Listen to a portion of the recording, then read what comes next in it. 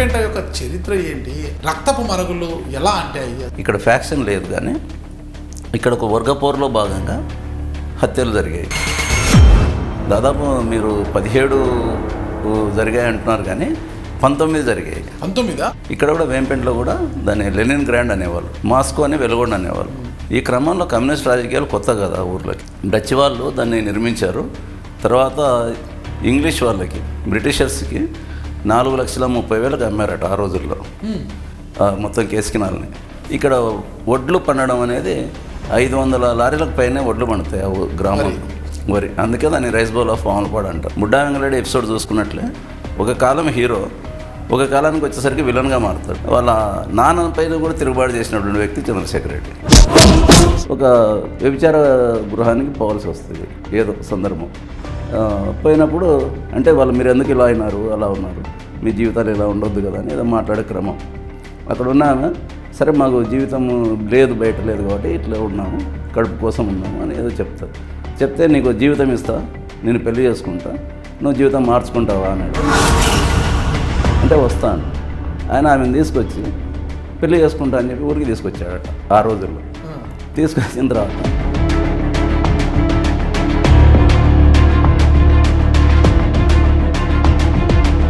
అతను ఒక గ్రామ కంటకుడిగా మారాడు అనేది ఇక్కడ ఒక విషాదం.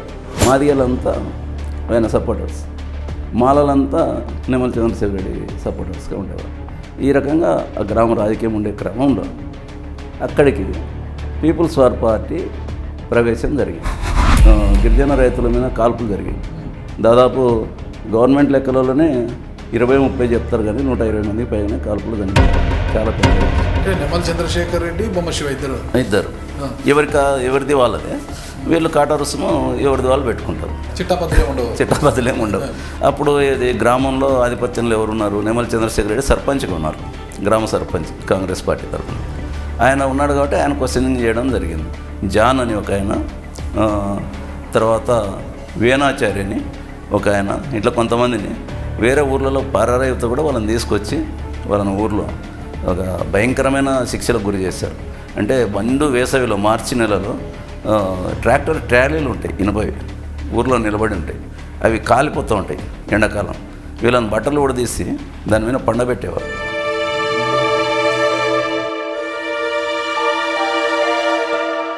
అది చర్మం కంపు వచ్చి కాలిపోయి ఆ సందర్భం అటువంటి శిక్షలు వేసేవారు. ఇంత జరుగుతుంటే పోలీస్ ఏం చేస్తుంది? పోలీస్ పాత్ర ఎప్పుడు కూడా నా మాత్రమే. పోలీస్ చేసే చట్ట వ్యతిరేకంగా వాళ్ళు చేసే కొన్ని పనుల పట్ల నాకు కూడా ఇది ఉండేది. అంటే వాళ్ళు మాట్లాడితే ఏరా ఒరా ఇంకా కొన్ని బూతులు ఇవే కదా వాళ్ళు మాట్లాడేది. వీటి పట్ల నాకు వ్యతిరేకత ఉండేది. మీరు ఏపీసీఎల్సీలో మీరు ఉన్నారా? నేను ఏపీసీఎల్సీలో 92-93 ప్రాంతంలో నేను ఏపీసీఎల్సీలో ఉన్నాను. తెలంగాణ కోదండరామ్ సార్, కంచె ఐలయ్య, హరగోపాల్, బాలగోపాల్, తర్వాత కన్నాబిరన్, చాలా గొప్ప గొప్ప వాళ్ళు, హేమహేమీలు, వీళ్ళంతా నాకు గొంతు పట్టుకున్నాడు. ఇంకా ఇక్కడ ఒక చిన్న పాయింట్ కూడా చెప్పాలి, ఇక్కడ మనం కొంచెం స్టాప్ చేస్తే. ఈ మాదిగ ఘర్షణను పెంచాలి అంటే వీళ్ళ మధ్యన ఏదో ఒకటి జరగాలి అనేది జరిగింది. దాంట్లో దేవరాజు అనే అతను బావిలో శివంగా తేలుతాడు ఒకరోజు. దాని మీద ఆ రోజు అతన్ని చంపడానికి కారణం ఏంటి, ఎవరు అనేది పీపుల్స్ వార్ పార్టీ విశ్లేషణ చేసుకుంది. అతన్ని కిడ్నాప్ చేస్తారు. కిడ్నాప్ చేసి నల్లమల అడవుల్లో ఓ పెద్ద ప్రెస్ మీట్ అరేంజ్ చేశారు, విలేకరుల సమావేశం అరేంజ్ చేశారు. సినిమాటిక్గా ఒక బండిలో పైన కట్టేసి చేతులు కట్టేసి నిలబెట్టి బండి ఊరల్లో తిప్పి ఇతన్ని నిపులవాగు దగ్గర చంపేయాలనేది ఒక దీంట్లో తిప్పుతుంటారు ఊర్లో. నాకు ఫోన్ వచ్చింది గ్రామం నుంచి, ఇట్లా జాన్ను చంపేస్తారు, ఆయన భార్య ఎవరి ద్వారా చేయించింది, నా భర్తను చంపుతున్నారు. అది ఏం చేయాలి, వాళ్ళంతా ఊర్లో జనం ఉన్నారు, ఎవరు మనం ఒంటరిగా పోయి చేయగలిగింది ఏం లేదు. నేను ఆత్మకూరు సిఐ రజాక్ అని ఒక ఆయన ఉంటాడు, చేసి ఇట్లా జరుగుతుంది, ఒక మనిషిని చంపేస్తారు, మీ సిఐఎం ఇట్లా అంటున్నారు అంటే. ఆ ఊర్లో ఒక తాగుబోతుడు, బహుశా కడుపు నొప్పి స్వామిదాస్ అనుకుంటా ఆయన పేరు, అతను బాగా తాగి భార్యను కొడుతుంటాడు. ఆ భార్య ఒక నిండు మనిషి, గర్భిణి. ఆమె తాగి ఎక్కువైపోయి ఒక కట్టె తీసుకొని ఆమెను కొట్టే క్రమంలో ఆ కట్టెను ఆమె మానంలో దురుస్తారు. శివయ్యను ఎలిమినేట్ చేయకపోతే చాలా నష్టం జరిగే అవకాశం ఉంది అనేది ఒక నిర్ణయం తీసుకున్నట్టుంది. వాళ్ళు ఒక అర్ధరాత్రి వస్తారు, సుమారు 40 మంది మిలిటెంట్లు వీళ్ళు ఎంటర్ అవుతారు గ్రామంలో. ఎంటర్ అయ్యి శివయ్యను చంపేస్తారు. ఈ క్రమంలో ఈ బొమ్మ శివయ్యను చంపిన రోజు ఆయన ఇల్లు పక్కనే ఉంటుంది. ఎవరు? ఈ ఆచార్యది, ఆ సొసైటీ అధ్యక్షుడు. అతను అరే వీడు వీళ్ళ తమ్ముడు నక్సలైతే వీడిని ఫస్ట్ నరకండి అని చెప్పి ఆ శివం దగ్గర అతన్ని కాళ్ళకు మొక్కిచ్చి అని నరికాడు. తర్వాత అతను నరికిన తర్వాత పేట మీద పడతారు. నువ్వు మానుకో, నువ్వు చెప్పొద్దంటే నేను గవర్నమెంట్ ఉద్యోగం నేను చెప్పాల్సి వస్తానంటే అట్లాంటివా అని చెప్పి అతన్ని చంపేస్తాడు. కొట్టి చచ్చే వరకు కొట్టడం, అట్లా చంపేశారు వాళ్ళిద్దరు గోతాల కుక్కి. ఇట్లా 8 మరణాల రాత్రి ఒక అదేమంటారు పైశాచికత్వం, పిశాచాలను నాట్యం చేసినట్టు ఎంతో జరిగేది ఊర్లో, గ్రామాల్లో.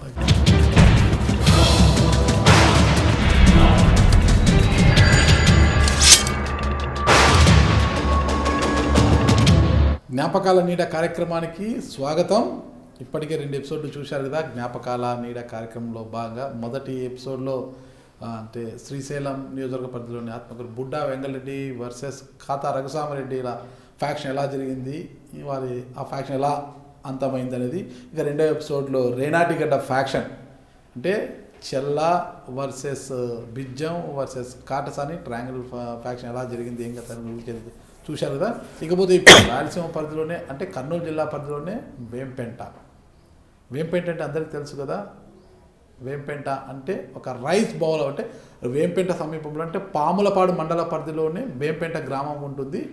వేంపెంట అంటేనే rice bowl of Vempenta, rice bowl of Pamulapadu అని అంటుంటారు. వేంపెంటకు మరొక పేరు కూడా ఉంది. వేంపెంటకు సమీపంలోనే వెలుగోడు కూడా ఉంటుంది. వెలుగోడు అంటే చంద్రపుల్ల, కమ్యూనిస్టు ఉద్యమ నేత చంద్రపుల్లారెడ్డి గారి యొక్క స్వగ్రామము.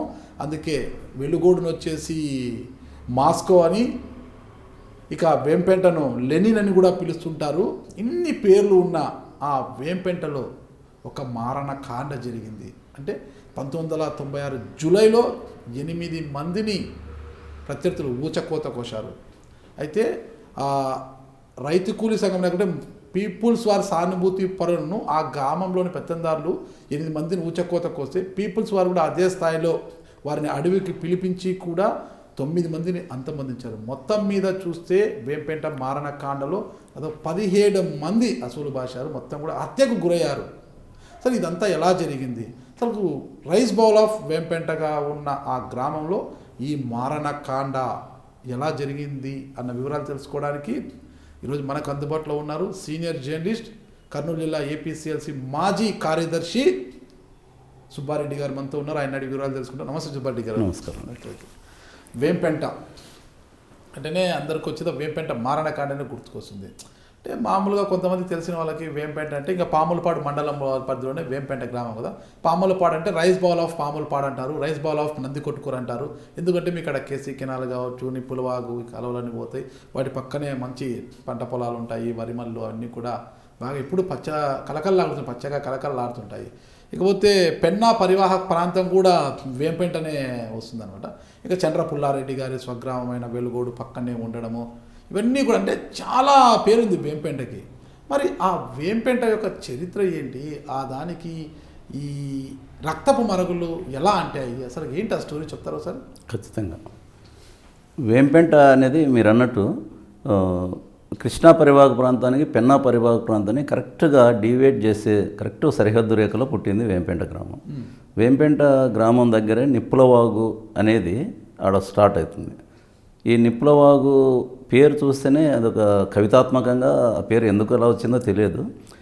నిజంగా అంటే అది వేంపెంట మీదుగా, వేంపెంట నుంచి వేల్పునూరు మీదుగా, వేల్పునూరు నుంచి మాధవరం, అక్కడ నల్లమల అడవుల నుంచి వచ్చే గాలేరును కలుపుకొని అలా కుందుగా మారుతుంది. ఈ కుందు కూడా మొత్తం ఫ్యాక్షన్ ఏరియాలో చుట్టూకునే పెన్నాల కలుస్తుంది. అంటే భీమునిపాడు, కోవెలకుంట్ల, రేవనూరు మొత్తం ఎక్కడ చూసినా ఫ్యాక్షన్, మర్డర్లు. అది అయితే వేంపెంట భిన్నమైనది, ఇక్కడ ఫ్యాక్షన్ లేదు. కానీ ఇక్కడ ఒక వర్గపోరులో భాగంగా హత్యలు జరిగాయి, అటు ఇటు. దాదాపు మీరు 17 జరిగాయి అంటున్నారు, కానీ 19 జరిగాయి. 19 శివయ్యతో కలుపుకుంటే, బొమ్మ శివయ్యతో, బొమ్మ శివయ్య బుడ్డాంగలెడ్డితో కలుపుకుంటే కాదు బుడ్డాంగలెడ్డి కాదా? బుడ్డాంగలెడ్డి ఆ ఊరికి సంబంధం కాదు కదా, బయట చనిపోయాడు. బొమ్మ శివయ్యతో 17 18 అయింది. మధ్యలో ఒక ఆయన దారా దేవరాజు అని ఆయన కూడా ఒక ఆయన చనిపోయాడు దీంట్లో భాగంగానే. సో 19 వర్గపోరు కాదు, ఈ వర్గపోరుకు అటాచ్ అయి ఉంది అది దాని సంబంధం. ఇవన్నీ వివరాల్లో పోయినప్పుడు చెప్పుకుందాం. మొదలు అసలు వేంపెంట ఏంది, దాని పూర్వరంగం ఏంది అనేది మనం మాట్లాడుకుంటే, చంద్ర పుల్లారెడ్డి గారు ఈ దేశంలోనే ఒక విప్లవ కమ్యూనిస్టు పార్టీ నేతగా ఈ ప్రపంచానికి తెలిసిన మనిషి. ఆయన వెలుగోడులో జన్మించారు. గిండి ఇంజనీరింగ్ కాలేజ్ మెడ్రాస్లో ఆయన ఇంజనీరింగ్ పూర్తి చేసి వచ్చారు. చాలా గొప్ప చదువుకున్నవారు. ఆయన కాలంలో మొత్తం ఈ ఏరియాలన్నీ రెడ్ ఏరియాస్ అంతా వెలుగోడులో కమ్యూనిస్టులే, వేంపెంటలో కమ్యూనిస్టులే, మద్దూరు, ప్రతి చోట ఆయన అనుచరులు ఉండేవారు. ఆ క్రమంగానే ఇక్కడ కూడా వేంపెంటలో కూడా దాన్ని లెనిన్ గ్రాండ్ అనేవాళ్ళు, మాస్కో అని వెలుగొండ అనేవాళ్ళు. ఈ క్రమంలో కమ్యూనిస్ట్ రాజకీయాలు కొత్త కదా ఊర్లకి. ఈ వేంపెంటలో ఇంకా ఈ కమ్యూనిస్ట్ రాజకీయాలు అట్లా ఒక పక్కన పెడితే, వ్యవసాయపరంగా చాలా అభివృద్ధి చెందిన ఊరు వేంపెంట. మొత్తం కూడా ల్యాండ్ దాని ఎట్లా ఉంటుందంటే, ల్యాండ్ ఒక జానడు భూమి ఉంటుంది అంతే, కిందంతా బండ ఉంటుంది. సో వాటర్ని నిలుపుకునే శక్తి ఎక్కువ. సో వరిమళ్ళు ఫస్ట్ నుంచి తక్కువ నీటితోనే వరిమళ్ళు పండే అవకాశం ఉంది. దానికి కేసికినాలు కూడా ఊరి మీద నుంచి పోవడం, అది నిప్పులవాగును కూడా కేసికినాలు కన్వర్షన్ చేసుకుంటుంది. నిప్పులవాగులో పడి నీళ్ళు వెళ్ళిపోయి సంతజుట్రు అనే చోట మళ్ళీ పికప్ అయ్యి కేసికినాలు మళ్ళీ అక్కడ నుంచి స్టార్ట్ అవుతుంది. దీన్ని నెదర్లాండ్స్ అంటే డచ్ వాళ్ళ నిర్మాణం కేసికినాలు. డచ్ వాళ్ళు దాన్ని నిర్మించారు. తర్వాత ఇంగ్లీష్ వాళ్ళకి, బ్రిటిషర్స్కి 4,30,000 అమ్మారట ఆ రోజుల్లో మొత్తం కేసికినాల్ని. ఈ కర్నూలు టు కడప వరకు ఇది కాలువ. దీంట్లో ట్రాన్స్పోర్టేషన్కి వాడేవాళ్ళు. మొత్తం దాని డిజైనింగ్ అలా ఉంటుంది. ఆ రకంగా ఇక్కడ వడ్లు పండడం అనేది 500 లారీలకు పైనే వడ్లు పండుతాయి ఆ గ్రామం వరి. అందుకే దాన్ని రైస్ బౌల్ ఆఫ్ పాములపాడు అంటారు. కాబట్టి చాలా ఆర్థికంగా బాగా ఉన్న గ్రామం. ఈ గ్రామము అంటే ఆ గ్రామానికి సంబంధించి చూస్తే నెమలి వెంకటరెడ్డి అని, పూల సుబ్బయ్య మాదిరి ఇంకొక ఆయన పేరు ఏదో ఉంది. వీళ్ళంతా కమ్యూనిస్ట్ నాయకులు ఆ ఊరిలో. ఆ ఊరికి తరతర సర్పంచ్ కూడా ఆయన ఉన్నారు, నెమలి వెంకటరెడ్డి. ఆయన కుమారుడు నెమలి చంద్రశేఖర్ రెడ్డి అని ఒక ఆయన ఉంటాడు. ఆయన ఒక యువకుడుగా ఉన్నప్పుడు గొప్ప అభ్యుదయవాది. ఆయన కూడా చంద్రపుల్లారెడ్డి పార్టీలో, విప్లవ పార్టీలో ఆయన ఉన్నారు. వాళ్ళ నాన్న విప్లవ పార్టీలోకి రాకుండా ఆయన సిపిఎంలోనే ఉన్నాడు, కమ్యూనిస్ట్ పార్టీ ఆఫ్ మార్క్సిస్ట్. ఆయన సర్పంచ్గా ఉండేవారు. ఈయన చదువుకొని విజయవాడలో అక్కడెక్కడ చదువుకొని యువకుడిగా విప్లవ కమ్యూనిస్ట్ లీడర్గా ఉండేవారు. ఒకానొక సందర్భంలో పేదవాళ్ళ తరపున నేను నిలబడుతూ వాళ్ళ నాయననే ప్రజాకోట్లో నిలబెట్టిన మనిషి చంద్రశేఖర్ రెడ్డి. అయితే కాలం ఎలా ఉంటుందంటే, ఒక కాలం మనం బుడ్డా వెంగళరెడ్డి ఎపిసోడ్ చూసుకున్నట్లే, ఒక కాలం హీరో, ఒక కాలానికి వచ్చేసరికి విలన్గా మారుతాడు. అది కాల స్వభావమా, మనుషుల్లో మార్పా చెప్పలేము. కాలానుగుణంగా మారారు ఖచ్చితంగా. చంద్రశేఖర్ రెడ్డి ఒకనాడు హీరో. ఒక ఇంట్లో ఒక అమ్మ అన్నం తింటూనే వాళ్ళ నాన్నపైన కూడా తిరుగుబాటు చేసినటువంటి వ్యక్తి చంద్రశేఖర్ రెడ్డి. ఒకే ఇంట్లో ఉంటారు, తల్లి తండ్రి. ఆ ఇంట్లో అక్కడ ఉన్న ఒక మహిళ ఈయనకు తల్లి, ఈయన ప్రత్యర్థికి భార్య, అంటే తండ్రికి భార్య. వాళ్ళ తండ్రినే ప్రత్యర్థి. ఒకటే ఇంట్లో ఉండి కూడా తండ్రిని ఒక అంశంలో ప్రజాకోట్లో నిలబెట్టి పేద ప్రజల తరపున నిలబడిన వ్యక్తి నెమలి చంద్రశేఖర్ రెడ్డి. చాలా గొప్ప. ఆయన గురించి కొన్ని ఇది వేంపెంట ముందు మనం చెప్పుకునే క్రమంలో ఆయన విలన్గా మారే క్రమం చెప్పేటప్పుడు ఆయన ఎంత గొప్పవాడు మొదట్లోనే చెప్పాల్సి వస్తుంది. ఆయన విజయవాడలో చదువుకునేటప్పుడు ఒక చోట ఒక వ్యభిచార గృహానికి పోవాల్సి వస్తుంది ఏదో సందర్భం. పోయినప్పుడు అంటే వాళ్ళు మీరు ఎందుకు ఇలా అయినారు, అలా ఉన్నారు, మీ జీవితాలు ఇలా ఉండొద్దు కదా అని ఏదో మాట్లాడే క్రమం. అక్కడ ఉన్నాను, సరే మాకు జీవితం లేదు, బయట లేదు కాబట్టి ఇట్లా ఉన్నాము, కడుపు కోసం ఉన్నాము అని ఏదో చెప్తే నీకు జీవితం ఇస్తా, నేను పెళ్లి చేసుకుంటా, నువ్వు జీవితం మార్చుకుంటావా అన్నాడు. అంటే వస్తా అంట. ఆయన ఆమెను తీసుకొచ్చి పెళ్లి చేసుకుంటా అని చెప్పి ఊరికి తీసుకొచ్చాడట ఆ రోజుల్లో. తీసుకొచ్చిన తర్వాత సరే ఇంకా ఆమోదించారు అందరూ. కానీ ఆమె 3 రోజులు కూడా ఉండలేదట, మళ్ళీ రిటర్న్ వెళ్ళిపోయిందంట. ఆమెకు అంటే ఈ లైఫ్ అడ్జస్ట్ కాలేకపోయింది.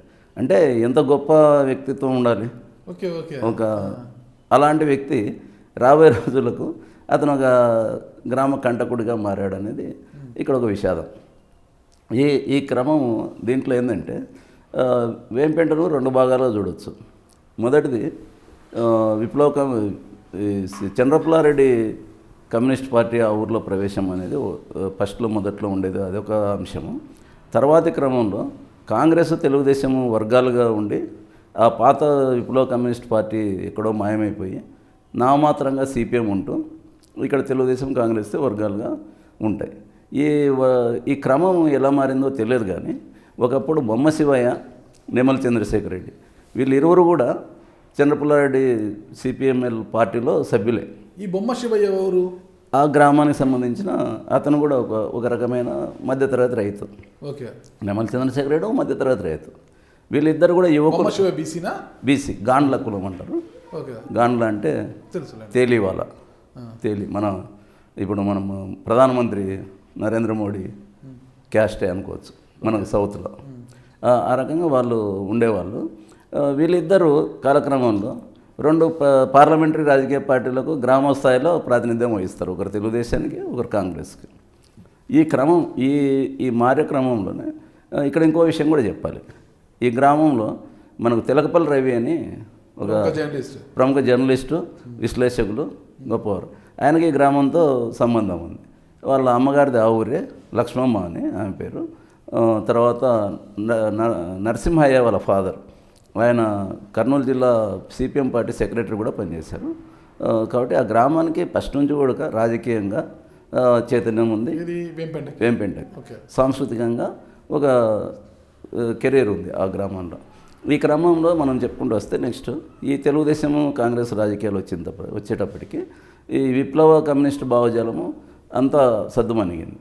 ఒక రకంగా చెప్పాలంటే చంద్రపుల్లారెడ్డి కాలంలో ఈ విప్లవ పందాను అనుకరించింది మధ్యతరగతి రైతాంగమే. కింది స్థాయిలో వాళ్ళు ఎందుకో తీసుకోలేకపోయారు. నేను చాలా చోట్ల అడుగుతుంటాను ఏంటి చంద్రపుల్లారెడ్డి వాళ్ళు ఏం చేశారు, ఎవరు ఎక్కడ ఏం పార్టీ ఎట్లా పనిచేసింది అనే విషయం మాట్లాడుకుని వస్తే కింది స్థాయి వాళ్ళు ఎప్పుడు దాని గురించి మాకు తెలియదు అనేవారు. అదే ఒక 60 ఏళ్ళు 70 ఏళ్ళ వయసున్న పెద్దవాళ్ళు చిన్నపిల్లాడు చాలా గొప్పవాడు, మేము ఆయనతో పాటు తిరిగాము, ఆయన ఎలక్షన్ పార్టిసిపేట్ చేసాము, ఆయన భార్య తప్పు చేసినా భార్య పక్షం వహించడు అట్లా చెప్పేవాళ్ళు.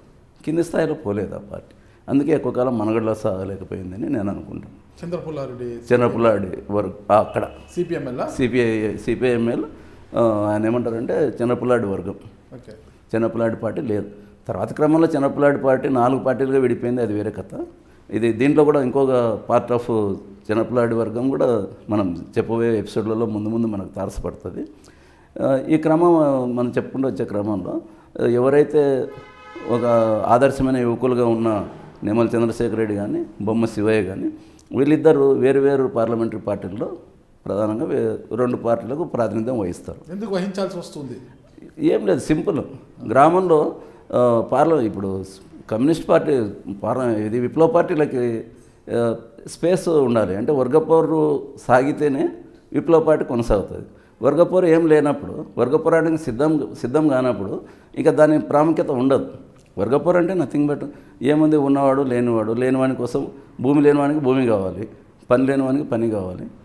చివరికి అల్టిమేట్గా రాజ్యాధికారం దాని లక్ష్యం. రాజ్యాధికారం ద్వారా అన్నీ సాధించుకోవచ్చు అనేది. దానికోసము కింది స్థాయి నుంచి పేద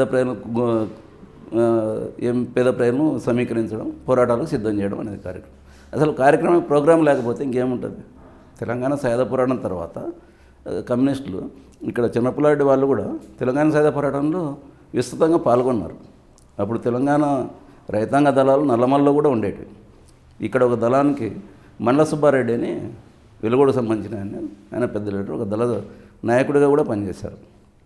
ఆయన కూడా అంటే ఇక్కడ ఏం చేస్తారు, మన నల్లమలను వాళ్ళు ఒక షెల్టర్ జోన్గా వాడారు. అప్పుడు కూడా తెలంగాణ సాయుధ పోరాటంలో కూడా అక్కడ యాక్షన్స్ చేసేది ఇక్కడికి వచ్చేవాళ్ళు. ఇక్కడ కూడా వీళ్ళ దళము చంద్రపులారెడ్డి, మండల సుబ్బారెడ్డి వీళ్ళ దళము గడివేముల పోలీస్ స్టేషన్ మీద కూడా దాడి చేసింది. అక్కడ ఉన్న సావుకర్ల ఇళ్ళ మీద దాడి చేసి మనీ యాక్షన్ అంటారు, ఈ యాక్షన్ కూడా చేసింది ఆ కాలంలో. ఇవన్నీ చేశారు కానీ కొనసాగింపు లేదు. ఎందుకంటే ప్రధానంగా ఆయన పై స్థాయికి ఎదిగిపోయారు చంద్రపులారెడ్డి గారు. ఇక్కడ లోకల్ నాయకత్వం ఎదిగించలేకపోయారు. ఆయన ఎక్కడో కలకట్ట వెళ్ళిపోయారు, ఇక్కడ ఆగిపోయింది.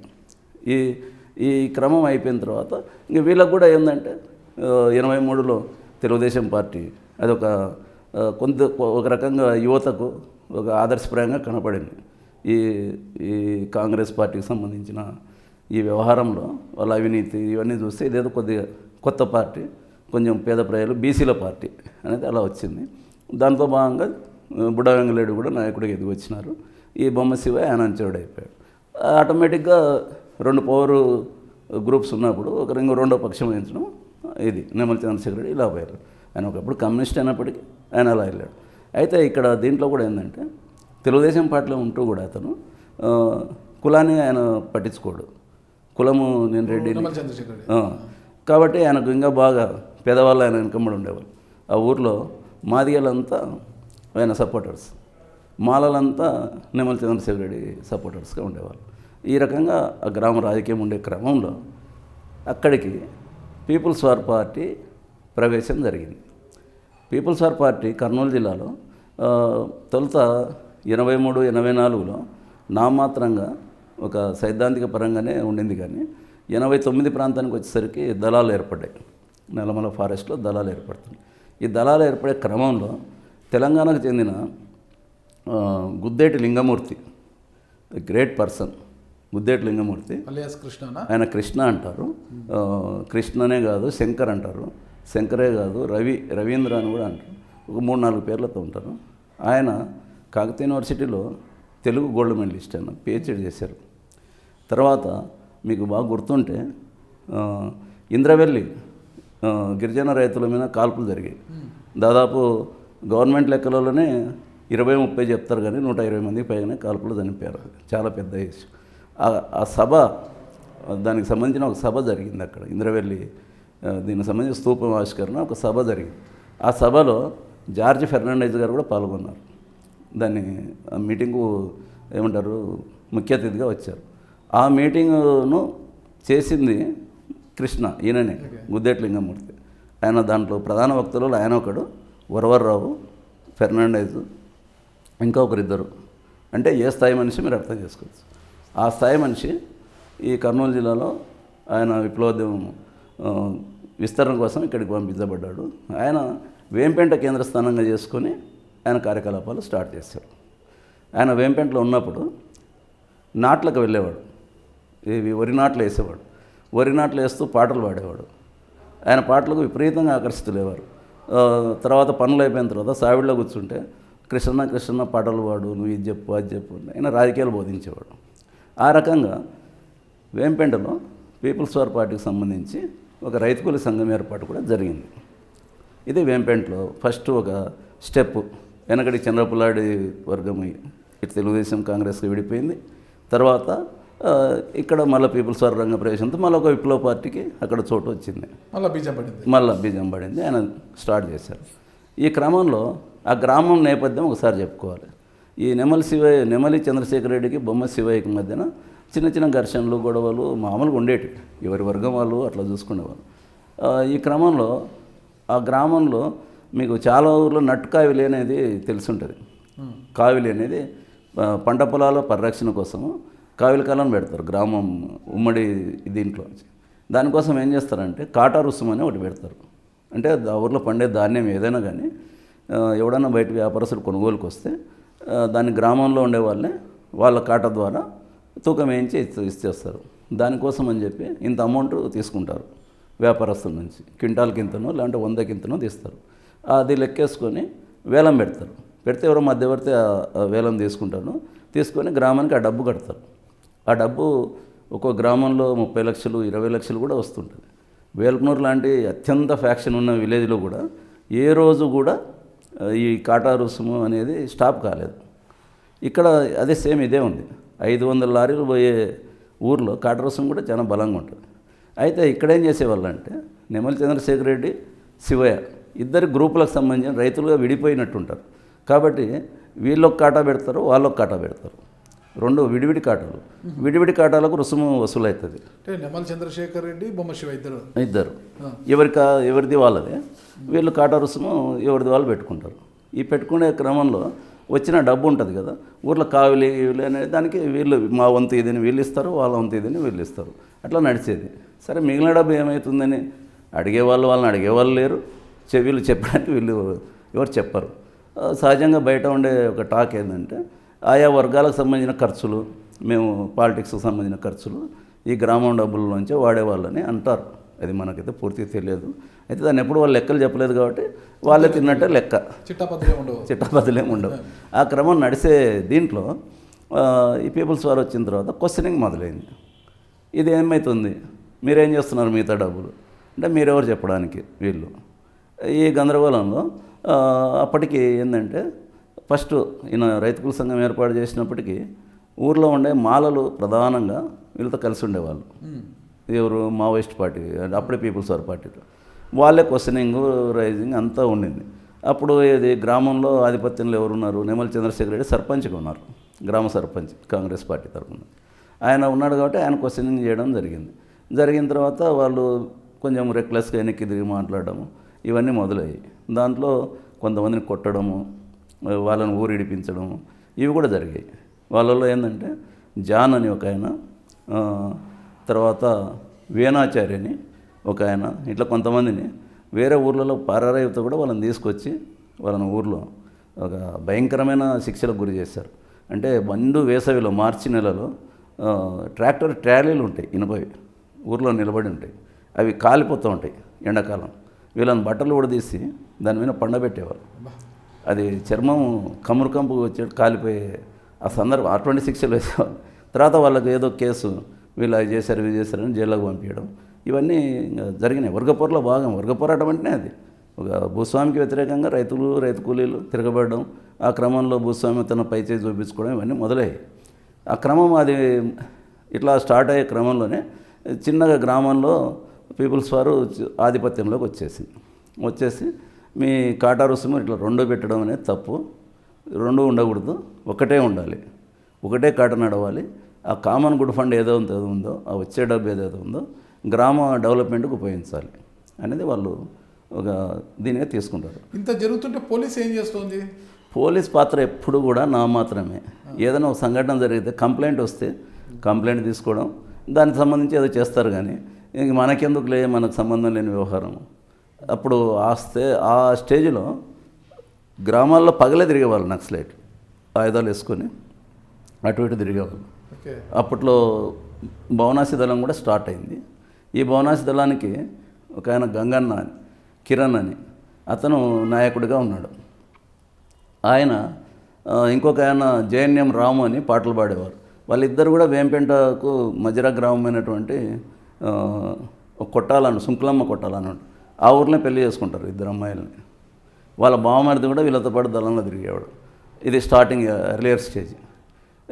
వాళ్ళ క్రమంలోనే ఇది కాటా రుసుము అనేది చేయడం జరుగుతుంది. మరి ఈ జనశక్తి, పీపుల్స్ వారు ఇవన్నీ కూడా జనశక్తి తర్వాత క్రమంలో వచ్చింది.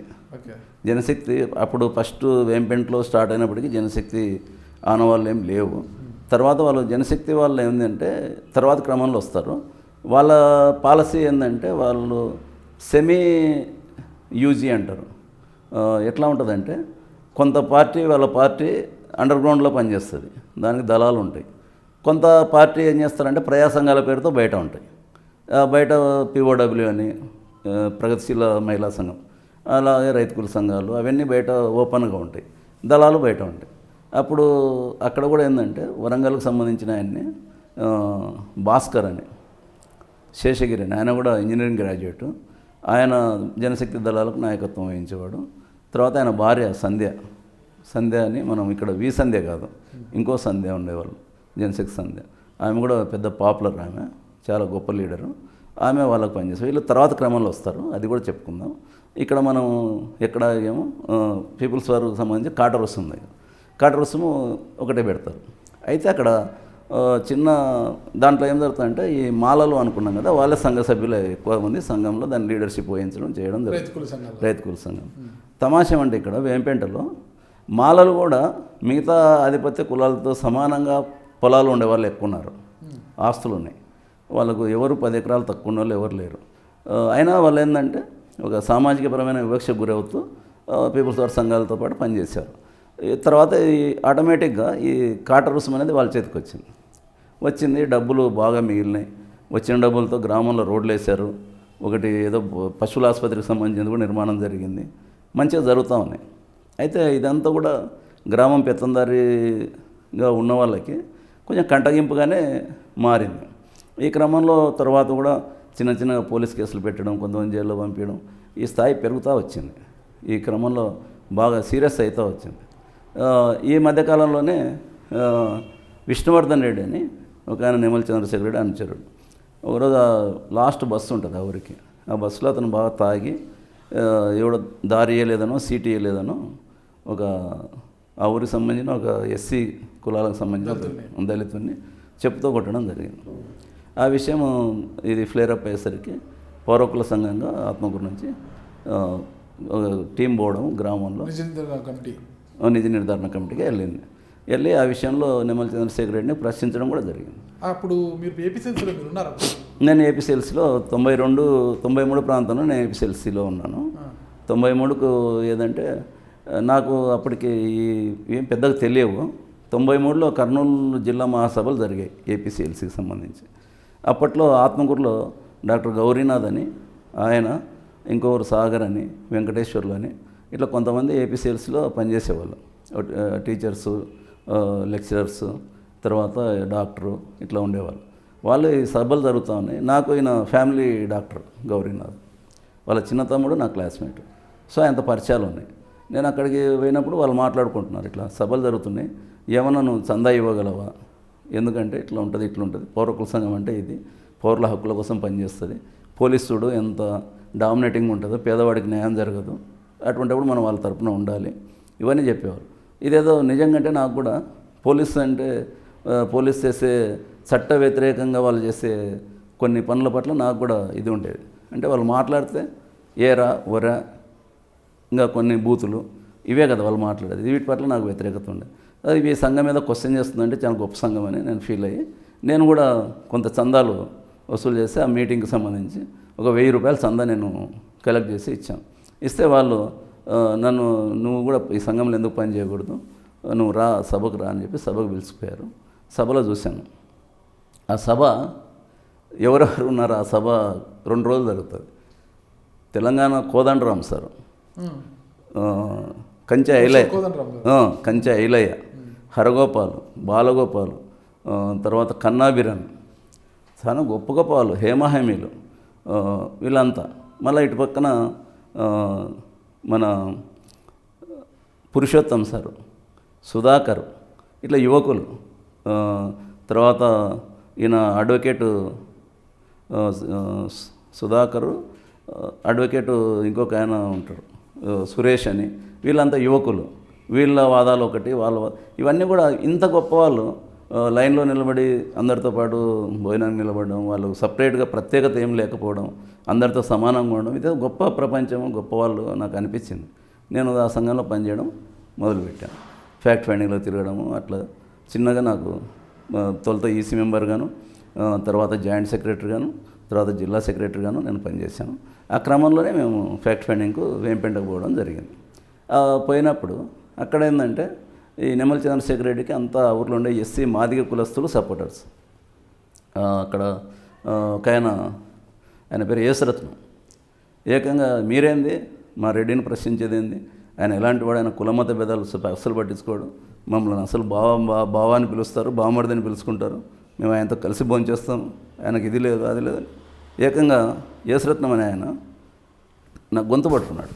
మీకు నువ్వు మాట్లాడతావు మా రెడ్డి గురించి గొంతు పట్టుకొని ఇలా తోసుకుంటూ వచ్చాడు. ఆయన నత్తేశ్వరత్నం అంట, నత్తి ఉంటుంది, ఆయన మాట్లాడు ఇట్లా మీదకి వచ్చాడు. వచ్చినా మేము వేరవ్వకుండా దానికి సంబంధించిన కంప్లైంట్ ఇచ్చాము. అతను అరెస్ట్ కూడా చేశారు. ఇవన్నీ అంటే ఈయనని కాదు, ఊర్లో చెప్పుతో కొట్టిన అతన్ని అరెస్టులు ఇవన్నీ జరిగాయి. ఇవి ఒక క్రమం. ఇలాంటి వర్గ పోరాటము స్టార్ట్ అయిన తర్వాత ఇక చిన్నగా విభజన నిర్ధారణ కమిటీలో మీరు ఏం తెలిచారు? తెలిసింది అతను కొట్టాడని తెలిసాం. ఓకే. అతను కొట్టలేదని వాళ్ళు అంటారు. ఆ కొట్టిన మనకు బస్సులో ఉన్న వాళ్ళ సాక్ష్యము, తర్వాత గ్రామంలో మిగతా వాళ్ళ సాక్ష్యము, అతను తాగుబోతున్నది వాస్తవం జరిగింది. అవన్నీ తెలిసి దీనికంత కారణం కూడా నిమ్మల చంద్రశేఖర్ రెడ్డి యొక్క బలం అతని వెనుక ఉండడం వల్లే జరుగుతున్నాయి అనేది మనం నిర్ధారించాం. ఇది ఒక ఎపిసోడ్. అటువంటివి 2-3 చిన్న చిన్న సంఘటనలు కూడా జరిగాయి ఆ ఊర్లో. ఈ క్రమంలో ఆయన నిమ్మల చంద్రశేఖర్ రెడ్డి ఓ రకంగా వర్గశత్రువుగా మారాడు. అప్పుడు పీపుల్స్ వార్ పార్టీ ఆయన టార్గెట్ చేసింది. ఇక ఈయన కూడా ఒకప్పుడు ఎంఎల్ పాలిటిక్స్లో ఉన్నవాడే కాబట్టి ఈయన చిన్నగా అర్థమైంది ఇదేదో మనకు మెడకు చుట్టుకునేలా ఉంది అని చెప్పి ఆయన ఆలోచన చేశాడు. చేసి దీన్ని అంతటి నుంచి మనము పక్క తప్పుకోవడం మేలు, లేకపోతే సమస్యలు వస్తాయని అనుకున్నాడు. దాంట్లో భాగంగానే అతను పీపుల్స్ వార్ వాళ్ళతో నేను సరెండర్ అవుతాను, నాకు ఇది అవసరం లేదు అనేది మాటలు టాక్స్ జరిగినట్టు అప్పుడు వాళ్ళు పీపుల్స్ వార్ వాళ్ళు నువ్వు ఏమున్నా గ్రామంలోనే రైతుకుల సంఘంతోనే కదా నీకు సమస్య, మాతో ఏం సమస్య లేదు కదా, మేము రైతుకుల ప్రజల కోసం ఉన్నాము, మాకేం వ్యక్తిగత బేసిజాలు లేవు, మేము నీ మీద చర్యలు తీసుకోవాల్సిన అవసరం మాకేముంది, ఇంకోటి ఉంది, గ్రామంలో ప్రజల డిమాండ్ని బట్టి మేము వ్యవహరిస్తాం, నువ్వు ప్రజలతో ఏదో కానీ రాజీపడు అని చెప్పారు. ఈ ప్రజలు అంటే ఆ ఊర్లోనే రైతుకుల సంఘము చంద్రశేఖర్ రెడ్డి మధ్యన టాక్స్ జరిగాయి. ఈ టాక్స్లో చంద్రశేఖర్ రెడ్డి చాలా ఇంటెలిజెంట్.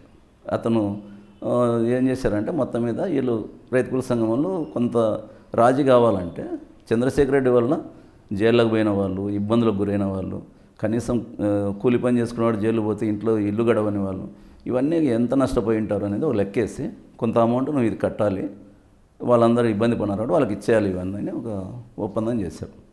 చేస్తే ఇక్కడ చంద్రశేఖర్ రెడ్డి ఏం చేశాడంటే నేను వ్యక్తిగా ఏం చేయలేదు, నేను ఒక గ్రూపు నాయకుడిగా నా గ్రూపు సౌకర్యం కోసం నా గ్రూపు అవసరాల కోసం చేసిన పనులు. సో కాబట్టి ఇదంతా నా గ్రూపుకు సంబంధించిన మిగతా వాళ్ళు కూడా మోపుకోవాల్సిన అవసరం ఉంది కదా, నా ఒక్కరిని మోపితే నేను మామూలు మధ్యతరగతి రైతును, నాకు ఇబ్బంది అవుతుందని చెప్పారు.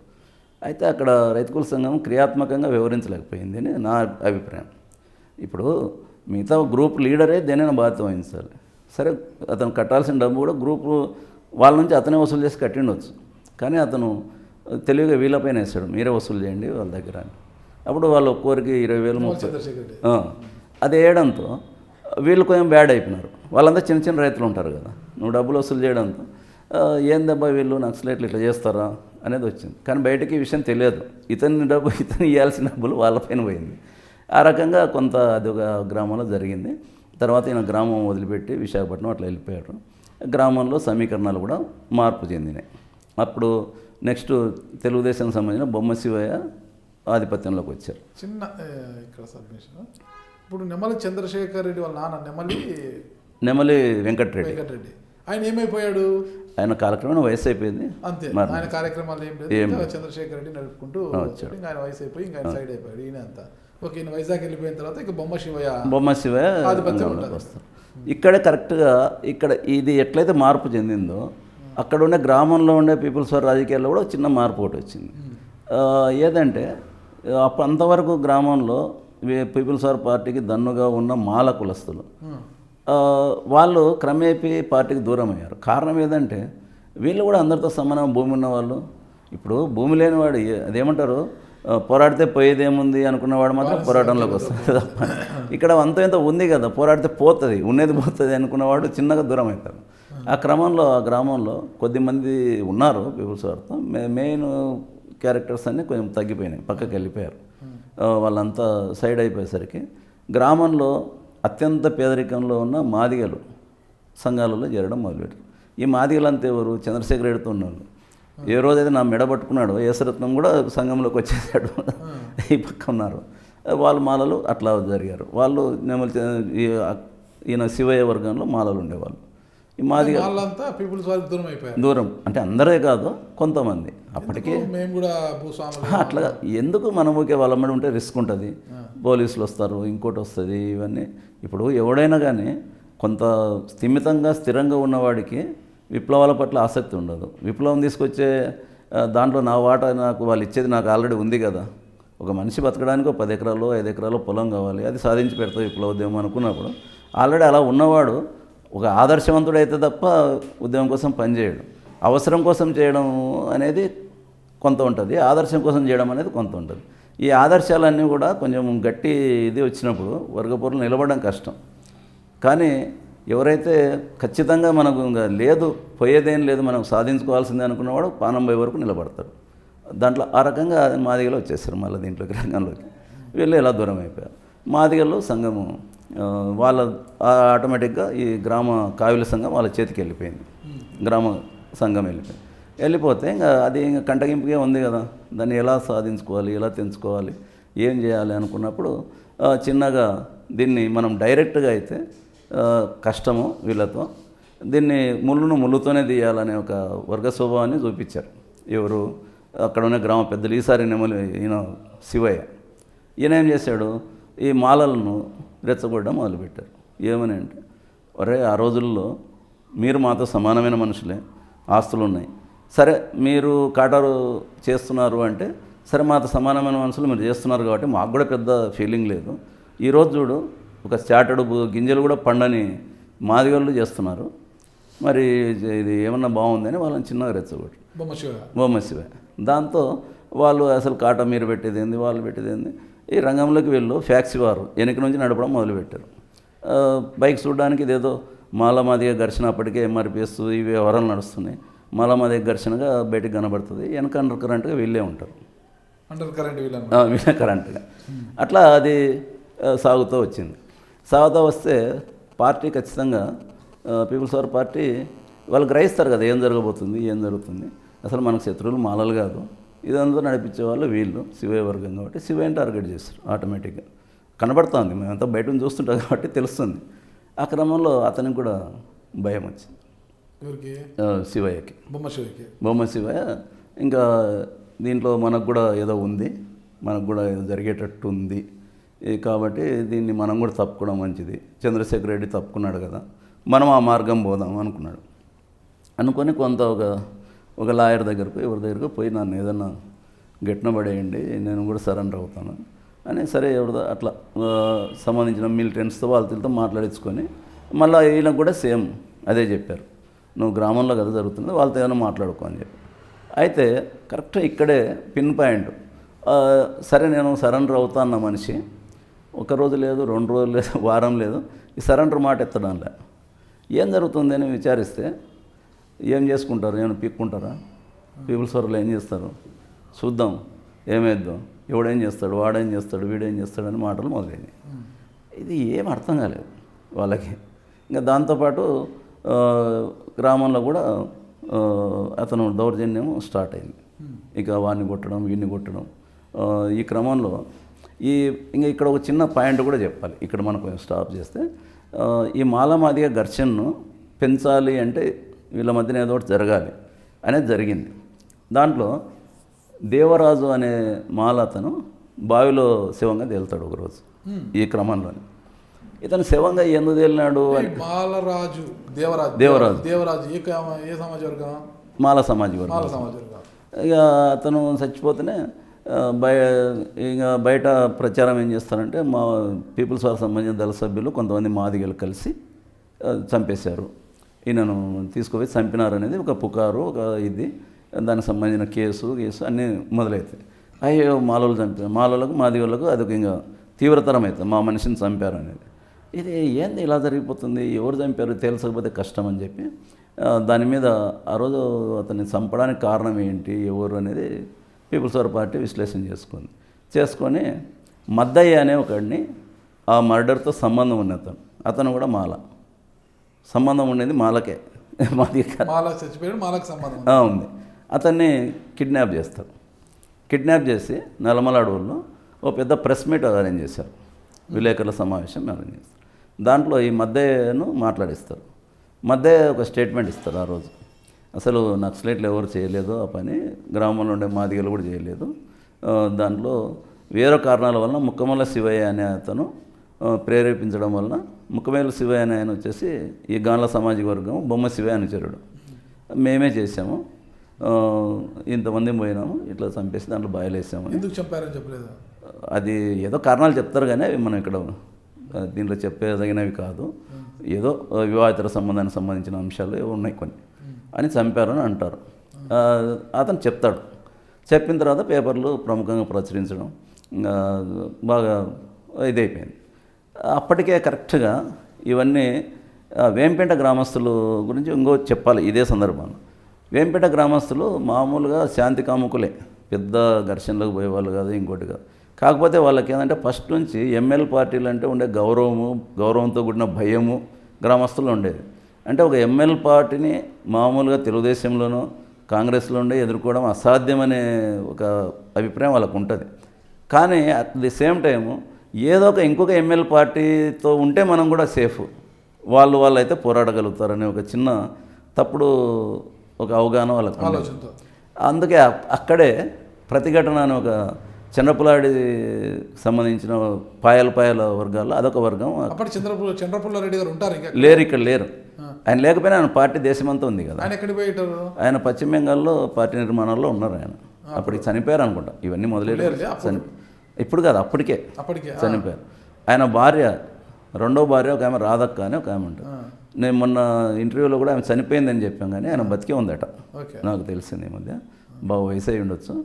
ఆమె ఆధ్వర్యంలో ఒక ప్రతిఘటన పార్టీ ఊర్లోకి వచ్చి శివయ్య గ్రూపులో సంబంధించిన వాళ్ళలో కొంతమంది స్వర్ణపుల్ల ఇటువంటి మాజీ పీపుల్స్ వారికి సంబంధించిన వాళ్ళే ఉన్నారు కొంతమంది. వాళ్ళందరూ అంటే మాల వర్గానికి సంబంధించిన కొంతమంది ప్రతిఘటన పార్టీకి ఒక రైతు కుల సంఘం ఏర్పాటు చేసుకొని మేము కూడా కమ్యూనిస్టులమే, మేము నక్సలైట్లమే, మీరు నక్సలైతే మేము నక్సలైట్లు అనే ఒక దీంట్లోకి వచ్చింది. ఈ క్రమంలో ఈ మధ్య ప్రెస్ మీటు ఇవన్నీ జరిగితే కౌంటర్గా వీళ్ళు ఏం చేశారు, గ్రామంలో జాన్ అని అతను మాలతనే పీపుల్స్ వారితో సంబంధాల్లో ఉంటాడు అప్పటికి కూడా. అంటే అతను ఒక మిలిటెంట్. అప్పుడు నెమలి చంద్రశేఖర్ రెడ్డి అప్పుడు బాధితుడు. మనం అనుకున్నామే ట్రాక్టర్ల మీద ఈ జాను అతన్ని ఏం చేస్తారంటే అతన్ని కిడ్నాప్ లాంటివి చేస్తారు గ్రామంలోనే. అతను పట్టుకుంటారు. ప్రతిఘటన సంఘం అని చెప్పుకుంటే ఒక ముసుగు సంఘం అనుకోండి, అది మేలి ముసుగు. అంతా జరుగుతుండేది బుడ్డా వెంగళరెడ్డి ఫ్యాక్షన్తో సంబంధం ఉన్నటువంటి నెమలి శివయ్య, ఆయన అనుచరుడు. ఆయన వల్లనే నెమలి శివయ్య అంటే బొమ్మ శివయ్య, ఆయన జరుగుతూ ఉంది. కానీ ఇది మేలి ముసుగు అనమాట. ఒక ముసుగు ఎట్లా వేసుకొని వీళ్ళు దానికి కౌంటర్గా చేయాలని చెప్పి జాన్ను పట్టుకొని అతని బాగా విపరీతం కొట్టారు, అన్నీ చేశారు. ప్రెస్ను పిలిచారు గ్రామాల్లోకి. పిలిచి మళ్ళీ ఈయన జాన్తో చెప్పిస్తారు ప్రెస్ మీట్. ఏమని, లేదు నేను ఇంకా కొంతమంది కలిసి చంపినాము, వాళ్ళకేం సంబంధం లేదు, వాళ్ళు నక్సలైట్లు బెదిరించడం వల్ల అతను మధ్య అట్లా చెప్పిండొచ్చు, నేనే చేసింది అని ఇతనితో ఒప్పిస్తారు. ఒప్పిస్తే ప్రెస్ రాసుకొని వీళ్ళు బయటికి వెళ్ళిపోయిన తర్వాత ఈ జాన్ను ఒక బండికి కట్టేసి సినిమాటిక్గా ఒక బండిలో పైన కట్టేసి చేతులు కట్టేసి నిలబెట్టి బండి ఊరల్లో తిప్పి ఇతన్ని నిపులవాగు దగ్గర చంపేయాలనేది ఒక దీంట్లో తిప్పుతుంటారు ఊర్లో. అప్పుడు నిజంగా అంటే నేను పౌరకుల సంఘంలో బాగా యాక్టివ్గా ఉన్నాను. నాకు ఫోన్ వచ్చింది గ్రామం నుంచి, ఇట్లా జాన్ను చంపేస్తారు, ఆయన భార్య ఎవరి ద్వారానో చేయించింది, నా భర్తను చంపుతున్నారు. అది ఏం చేయాలి, వాళ్ళంతా ఊర్లో జనం ఉన్నారు, ఎవరు మనం ఒంటరిగా పోయి చేయగలిగింది ఏం లేదు. నేను ఆత్మకూరు సిఐ రజాక్ అని ఒక ఆయన ఉంటారు, ఆయనకు ఫోన్ చేసి చెప్పాను. అది బహుశా 96 ఆ రేంజ్లోనే, 96-97 ప్రాంతంలో, కరెక్ట్ డేట్లు గుర్తులేవు. ఫోన్ చేసి నేను చెప్పాను. అంటే ఆయన ఏమన్నా అంటే నాకు మెనలేరండి, ఆ ఊరికి పోవాలంటే చాలా మనుషులతో పోవాలి, మాతో సాధ్యం కాదు, అదే ఇది అన్నాడు. అంటే ఎవరిని మనిషి చచ్చిపోతాడా, మీరు ఎట్లా చేస్తారు అది అంటే వినడంలే. ఇంకా నేను అప్పుడు ఎస్పీ ఎవరో ఉన్నారు, కానీ ఎస్పీ ఆఫీస్కి ఫోన్ చేశాను. చేసి ఇట్లా జరుగుతుంది, మనిషిని చంపేస్తారు, మీ సీఎం ఇట్లా అంటున్నారు అని. అంటే ఇమ్మీడియట్గా వాళ్ళు ఇదైనారు, స్పందించి ఈయనకేవో డబ్బులు పెట్టారు సీఐకి, ఆయన హడావుడిగా వెళ్ళిపోయాడు గ్రామంలోకి. ఇంకా కరెక్ట్ ఆయన చంపుతారనే టైంలో వెళ్ళిపోయారు. ఆయన లెక్క చేయలేదు వీళ్ళని, కానీ నా గాలిలో కాల్పులు కూడా జరిపాడట. అతన్ని విడిపించి అతని మీద ఏవో పాత కేసులు ఉన్నాయి జాన్ మీద, అతను తీసుకొచ్చి అరెస్ట్ చేసి ఆ కేసులో జైలుకు పంపించారు, రిమాండ్ పంపించారు. ఏంటంటే వాళ్ళు తాత్కాలికంగా అతను రక్షించడం, మళ్ళీ ఊర్లో పెట్టిన మళ్ళీ చంపే అవకాశం ఉంది, జైలుకు పంపిస్తే పని దిగిపోద్ది అనుకున్నారే మరి. అప్పుడే వీళ్ళకు ప్రతిఘటనకు సంబంధించి విమోచన అనే ఒక పత్రిక ఉంటుంది. ఆ పత్రికలు రాశారు. ఏమని రాశారంటే, ఈ పౌరకుల సంఘం వాళ్ళు చూడండి ఇన్ఫార్మర్గా మారిపోయారు, జాన్ అనేవాడు పీపుల్స్ వార్లో మిలిటెంటు, అతని కొన్ని కేసులు ఉన్నాయి, ఆయన ఇంతవరకు ఎప్పుడు అరెస్ట్ చేయలేదు పోలీసులు, వీళ్ళు సమాచారం ఇవ్వడం వల్లనే అతను అరెస్ట్ చేశారంటే వీళ్ళు ఇన్ఫార్మర్లు పౌరకుల సంఘం వాళ్ళు అని మా పైన రాశారు. పెద్దగా వ్యాసం. అంటే అక్కడ జరిగింది ఏమిటిది, మేము ఇన్ఫార్మర్లు కావడం ఏంది, వాళ్ళు చంపితే చూసుకుంటూ ఉంటే ఓకేనా, పోలీసులు పంపించాక మేము ఇన్ఫార్మర్లు అయిపోయాం అక్కడ. అది జరిగింది. ఈ ఈ క్రమాలు అట్లా పెరుగుతూ వచ్చినాయి. వచ్చినప్పుడు ఇదే చెప్పాం కదా, ఇప్పుడు జాను వినలేదంటే దాంట్లో ఏముంది, ఎందుకు ఇతను వినడం లేదు అంటే రాజుకి వస్తాను ఎందుకు మానుకున్నాడు అనుకున్నప్పుడు బుడ్డా వెంగళరెడ్డి ఈయనను పిలిపించి, నీకు భయం లేదు, నువ్వు ఎవరికి సరెండర్ కావాల్సిన అవసరం లేదు, దీంట్లో ఏమున్నా నేను హెల్ప్ చేస్తా. బొమ్మ శివేను తీసుకుపోయి మాధవరెడ్డి దగ్గర తీసుకుపోయారని అంటారు. మాధవరెడ్డి అప్పుడు హోమ్ మినిస్టర్, ఆయన దగ్గర తీసుకెళ్ళి ఆయనతో హామీ ఇప్పించడం, మీకేం భయం లేదు, నక్సలైట్ పేరు చెప్పి ఎవరిని చంపినా కేసులు కావు, అది మీరు ధైర్యంగా ఉండండి అని చెప్పడం ఒకవైపు రాధక్కకు సంబంధించిన విప్లవ కమ్యూనిస్ట్ పార్టీ వీళ్ళకు సపోర్ట్గా ఉండడం. సరే ఏం జరిగినా వాళ్ళకు మధ్య జరిగిన ఘర్షణగా మనం చూపొచ్చు అనడం. తర్వాత మీడియాలో కూడా పోలీసులు కూడా తర్వాత ఏం జరిగినా అది వీళ్ళకి ప్రతిఘటనకి పీపుల్స్ వరకు జరిగిన వ్యవహారంగానే చెప్తూ వచ్చింది పైనకి. అప్పుడు ఇంకా జనశక్తి ఇప్పుడు పోసుకోలేదు, జనశక్తి ఉంది కానీ వాళ్ళు లైట్గా అప్పటికి బయట వాళ్ళు సారా ఉద్యమాలు ఇవన్నీ వాళ్ళు కూడా సైడ్ బై సైడ్ వస్తారు, జరిగినాయి, అక్కడ కూడా జరిగినాయి. సారా వ్యతిరేక ఉద్యమంలో సంధ్యా నాయకత్వంలో ఆ గ్రామంలో చాలా జరిగినాయి. ఇక్కడ ఇదే క్రమంలో మీకు ఇంకొక అంశం కూడా చెప్పాలి. ఇక్కడ జరిగినది గ్రామంలో అంటే ఒకటోటి చెప్పాలంటే అది సీరియస్ ఏమైనా మిస్ అవుతున్నామని తెలియదు. అక్కడ సారా ఉద్యమం బాగా జరిగింది. ఎంత స్థాయి అంటే చాలా పెద్ద స్థాయి. ఎంత పెద్ద స్థాయి అంటే ఆ తర్వాత క్రమంలో మానుషి అని ఒక ఢిల్లీలో మంచి ఒక పేపర్ ఉంది, మానుషి పత్రిక. దాని ఎడిటరు ఆమె పేరు గుర్తురావట్లే, ఆమె తర్వాత ఎంపీకి కూడా అయినట్టున్నారు బీజేపీలో. ఆమె మా ఇంటికి కూడా వచ్చింది. ఆమెను ఎవరో మా హరగోపాల్ సరే ఎవరో పంపించారు, వాళ్ళు బీజేపీ అయినా కానీ ఆమె సారా ఉద్యమం నేను చూడాలని చెప్తే ఆ ప్రాంతాలు తిప్పాము మేము. ఆ ఎంపీని కూడా ఆమెను తీసుకొచ్చాను. ఆమె మధు కిషోర్ ఆమె అంత అంటే ఢిల్లీని కూడా ఆకర్షించినంత ఉద్యమాలు జరిగాయి ఈ ప్రాంతం. ఆ ఊర్లో ఒక తాగుబోతు, బహుశా కడుపు నొప్పి స్వామిదాసే అనుకుంటా ఆయన పేరు. అతను బాగా తాగి భార్యను కొడుతుంటాడు. ఆ భార్య ఒక నిండు మనిషి గర్భిణి, ఆమె తాగి ఎక్కువైపోయి ఒక కట్టె తీసుకొని ఆమెను కొట్టే క్రమంలో ఆ కట్టెను ఆమె మానంలో దురుస్తాడు భయంకరంగా. అదొక చెప్పడానికి భర్తనే ఆ పని చేసినప్పుడు ఆమె చనిపోయిందో తీవ్రంగా గాయపడిందో మొత్తం మీద ఆ వ్యవహారం పీపుల్స్ వారి దృష్టికి వచ్చింది. వీళ్ళు గ్రామంలో గ్రామ ప్రజల మధ్యనే శిక్షించారు. అతన్ని బాగా కొట్టి అతనికి గుండు గీయించి బొట్లు పెట్టి సున్నం బొట్లు పెట్టి ఒక గాడిద మీద ఊరేగించి ఉల్లిగడ్డలు దాన్ని లేసి, వీడు మహిళల పట్ల ఇంత దుర్మార్గంగా వివరిస్తున్నాడు, నర్రూప రాక్షసుడు వీడు అని చెప్పి కేవలం దళితుడైన కారణంగా మరణశిక్ష విధించలేదు. కానీ దాదాపు అన్ని రకాలు చేశారు వాళ్ళు. గ్రామంలో జరిగింది అదే, అందరికీ తెలిసిన సత్యమే. ఇవి ఇట్లా కొన్ని బాగా అటు ఇటు జరుగుతూ ఉన్నాయి. ఈ తర్వాత నెమల శివయ్య ఈ దన్నుతో ఇంకా నెమలేని వస్తుంది బొమ్మ శివయ్య. ఈ దన్నుతో ఇంకా అతను ఇంకా దీన్ని ఇంకా సరెండర్ అయ్యేది లేదు, ఏం లేదు అనే కింద ఉన్నారు. ఆ వ్యవహారం నడుస్తూ వచ్చింది. తీవ్రస్థరం చాలా రకాల గొడవలు అవుతూ ఉన్నాయి. ఇంకా ఇవన్నీ ఆయుధాలు కూడా గ్రామానికి చేరుకోవడము, అవి అటు ప్రతిఘటన ద్వారా వచ్చాయా, బుడ్డా వెంగళరెడ్డి ఫ్యాక్షన్ ద్వారా వచ్చాయా అనేది ఇప్పటికీ అందరూ రకరకాలు చెప్తారు. తుపాకులు కొన్ని వచ్చాయి, బాంబులు కొన్ని వచ్చాయి. బుడ్డా వెంగళరెడ్డి వాళ్ళు తుపాకులు సప్లై చేసే ఇది ఉండకపోవచ్చు కానీ బాంబులు ఇచ్చిండొచ్చు. అదిగాక కనెక్షన్ నిప్లవాగు ద్వారా అటు ఇటు కనెక్షన్ ఉంది, ఆ గ్రామాన్ని బాగా తిరుగుతారు. మొత్తం మీద వాళ్ళు వెల్ ప్రిపేర్డ్గా ఉన్నారు. ఇక జరుగుతాయి హత్యలు అంటే మిలిటెంట్స్కి సంబంధించిన వాళ్ళు ఎవరైనా చంపే అవకాశాలు ఉన్నాయనుకున్నారు.